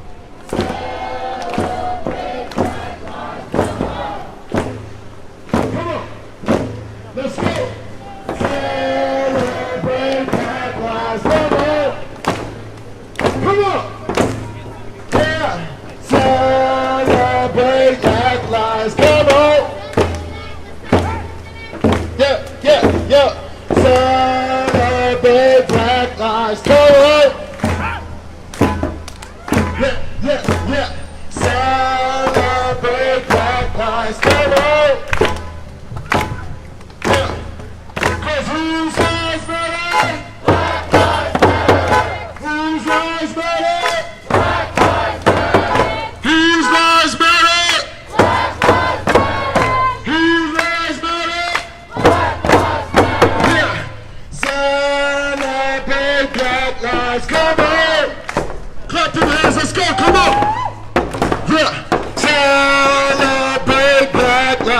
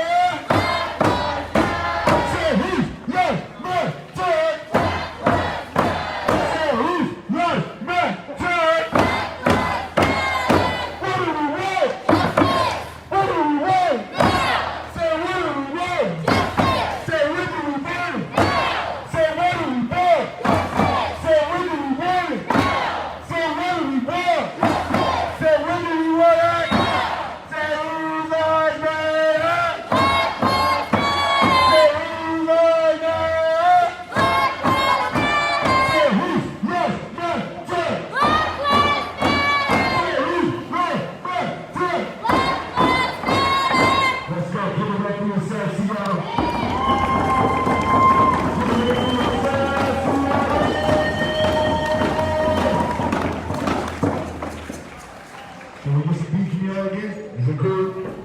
I want to hear that running song one more time. I want to hear the running song one more time. I wish I knew it so I could sing it with you. Oh my God, if I can sing it with you. This was really good, by the way. This is beautiful, beautiful song. Beautiful song. How y'all feeling? How y'all feeling about today? How you feeling about today? Did you learn something today? Did you learn something today? Say, I learned something, babe. Say, I learned something, babe. Say, I learned something, babe. I'm like, I don't need a microphone. Y'all can hear me, right? All right. I used to get bullied for being too loud. Now they can hear me. All right. Keep it tight. Let's make sure we protect each other. Let's get out of this one. Get those hands together. Let's go.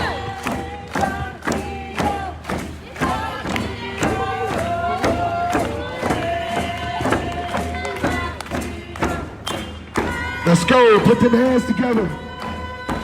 Put them hands together. Come in tight. Come in tight.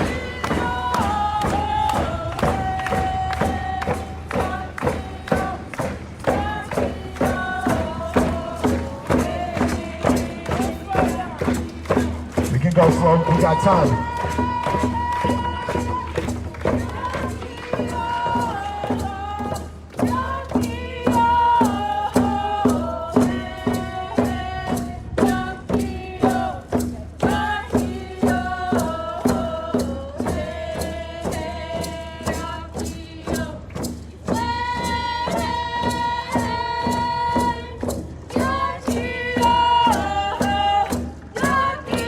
Let's go. Let's move.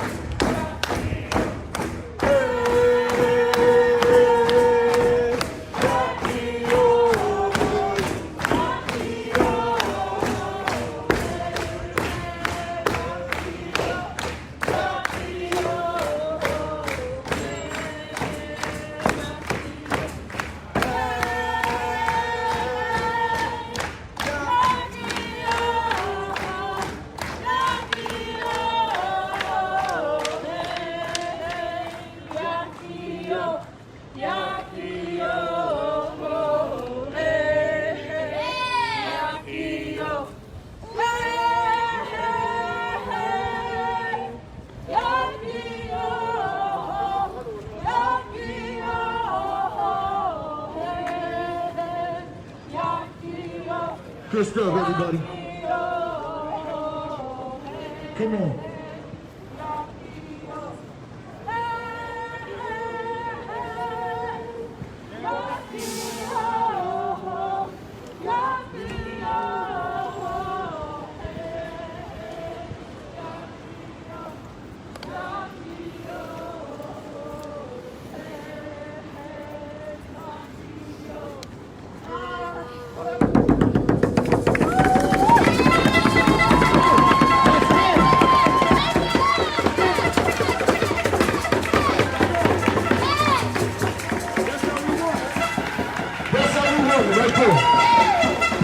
got it right there. All kind of culture in here. We're gonna go this way, ladies and gentlemen, and everybody in the crowd. We got all these people stopped on these cars. You should know. You should know why we're in these streets every day. Everybody in your cars, you should know exactly why we are in the streets every single day. We are marching for black lives and indigenous lives every single day.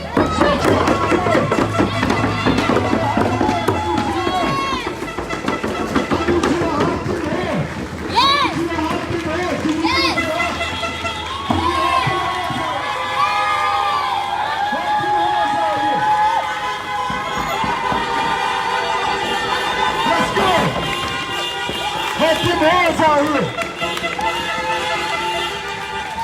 Let's go. I think we need to tell them to be on their homes. Y'all ready to tell them to be on their homes? Out of your homes into the streets. Out of your homes into the streets. Out of your homes into the streets. Out of your homes into the streets. Out of your homes into the streets. Out of your homes into the streets.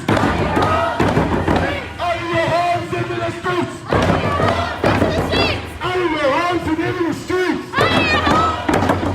Out of your homes into the streets.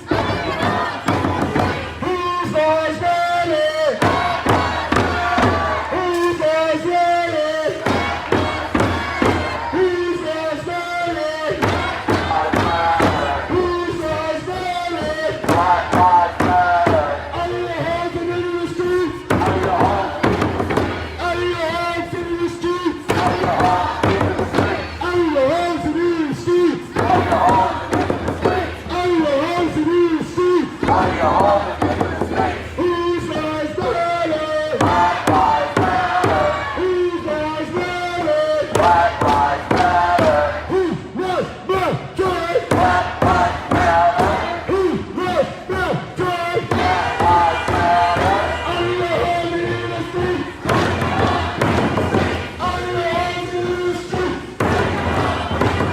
Out of your homes and into the streets. Out of your homes and into the streets. Because whose eyes matter? Whose eyes matter?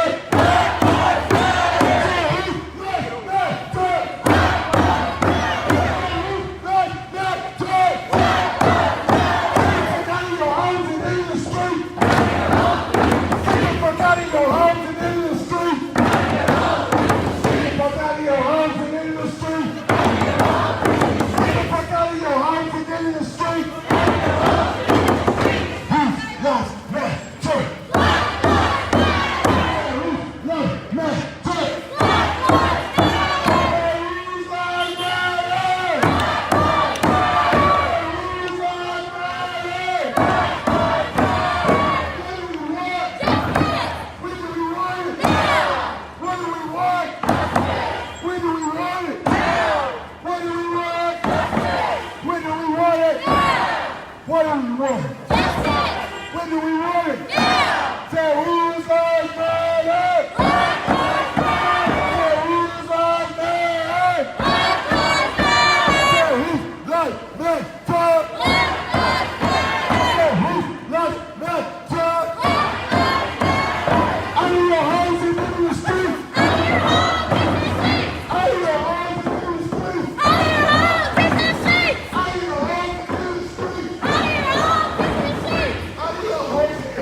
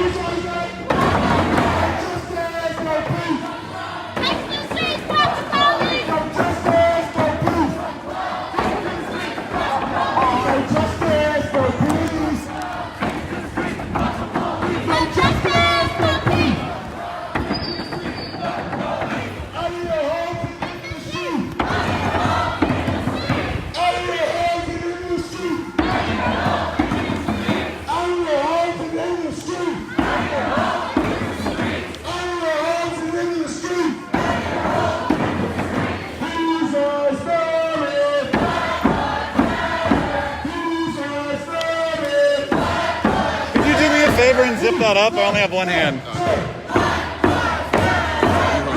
Yeah.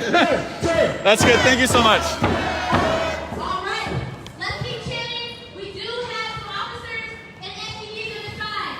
I ask that everybody remember this is a peaceful demonstration. So let's keep moving our chanting. So make sure let's go in so they don't have to say nothing about us. Close, close, close, close my butt cheeks close, okay? Get it close. The police that they're talking about are right there. Hold on. Now hold on. This is what I've been hearing in this country. Blue lives will never matter until black lives matter.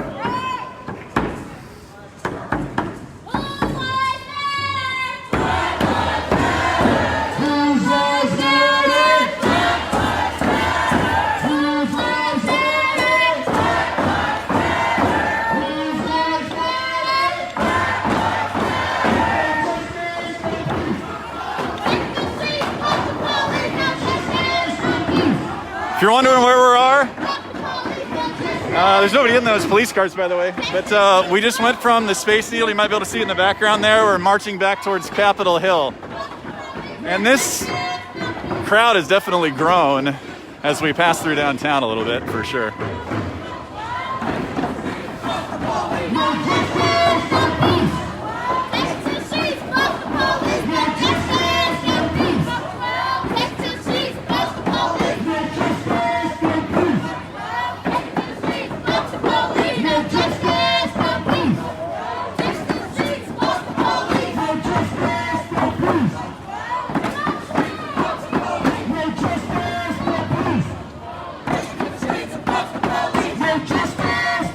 Well, Tyler, I think that's where we're headed.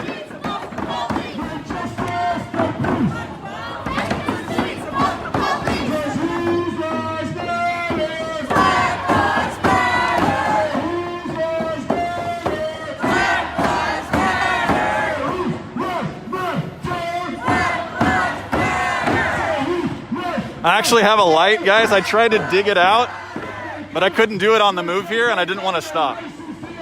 So we're just going to roll with it.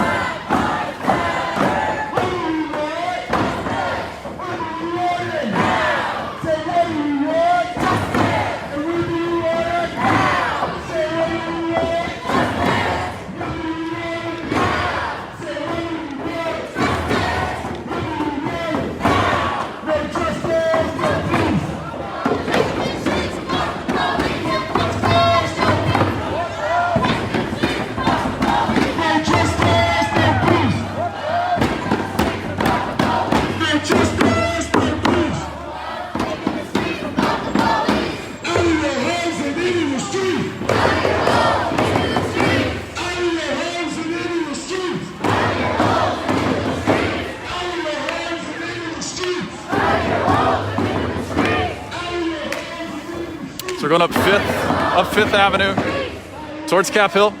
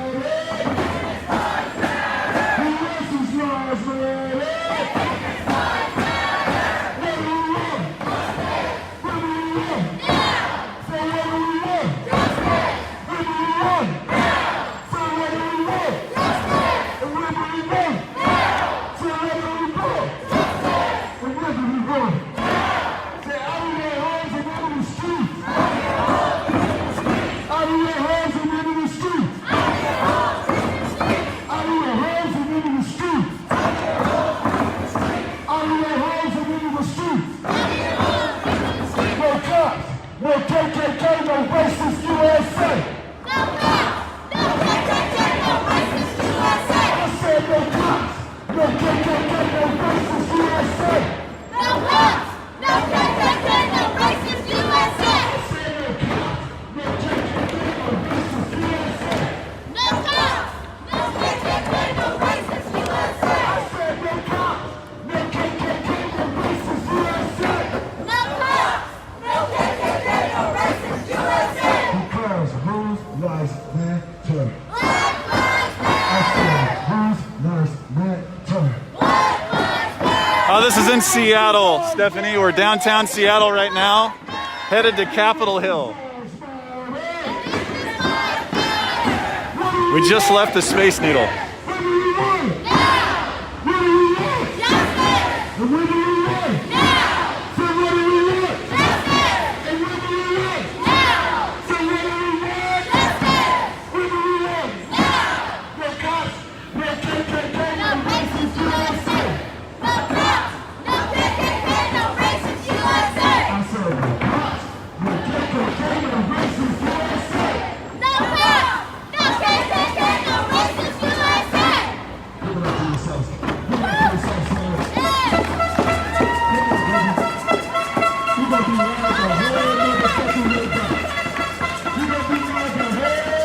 It is definitely not chilly here, that's for sure. I think everybody's got a good sweat going on.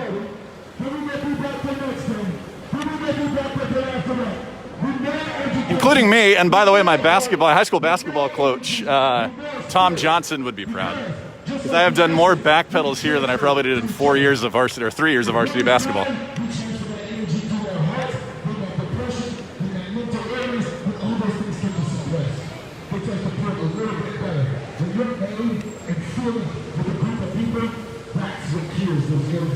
When you're not alone in your head, when you're not thinking to yourself, this can't work, I can't do this, I can't be a part of this movement, no, we got you. If you ever feel like that, you have every right to contact me. You have every right to contact me. Because I'm holding myself accountable every single day to make sure that when I think negative thoughts, I think the opposite. We have to be positive thinkers. We have to be creative thinkers. We have to be intuitive. We have to be considerate. We have to be empathetic. All those things apply to Black Lives Matter and Indigenous Lives Matter. Because if we don't change within us, we ain't changing shit in this world. So we need to change the way we live. We need to change the way we march. We need to be there for each other, each and every one of each other. Can we do that? Let's go, man. They think we playing. They think we playing out here. We ain't playing out here. They think we playing. Yikes. There we go. There we go. Uh-oh. Okay. There we go. So whose lives matter? Whose lives matter? So whose lives matter? Whose lives matter? What do we want? When do we want it? What do we want? When do we want it? What do we want?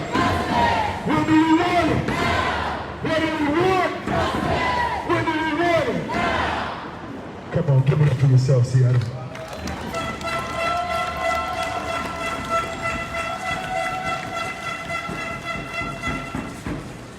Y'all got some bass on me? We got some drums.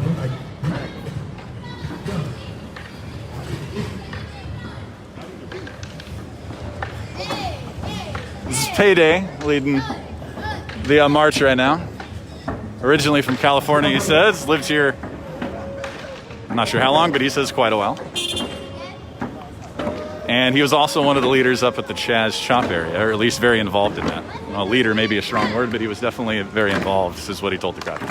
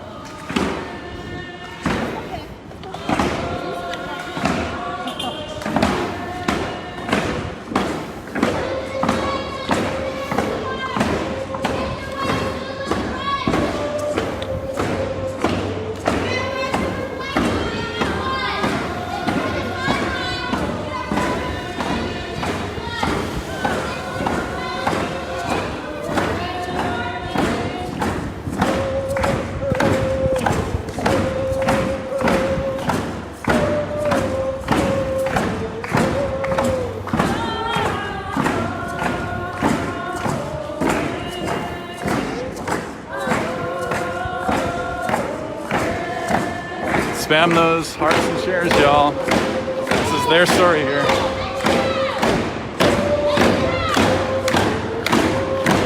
Personally, I think they're beautiful voices.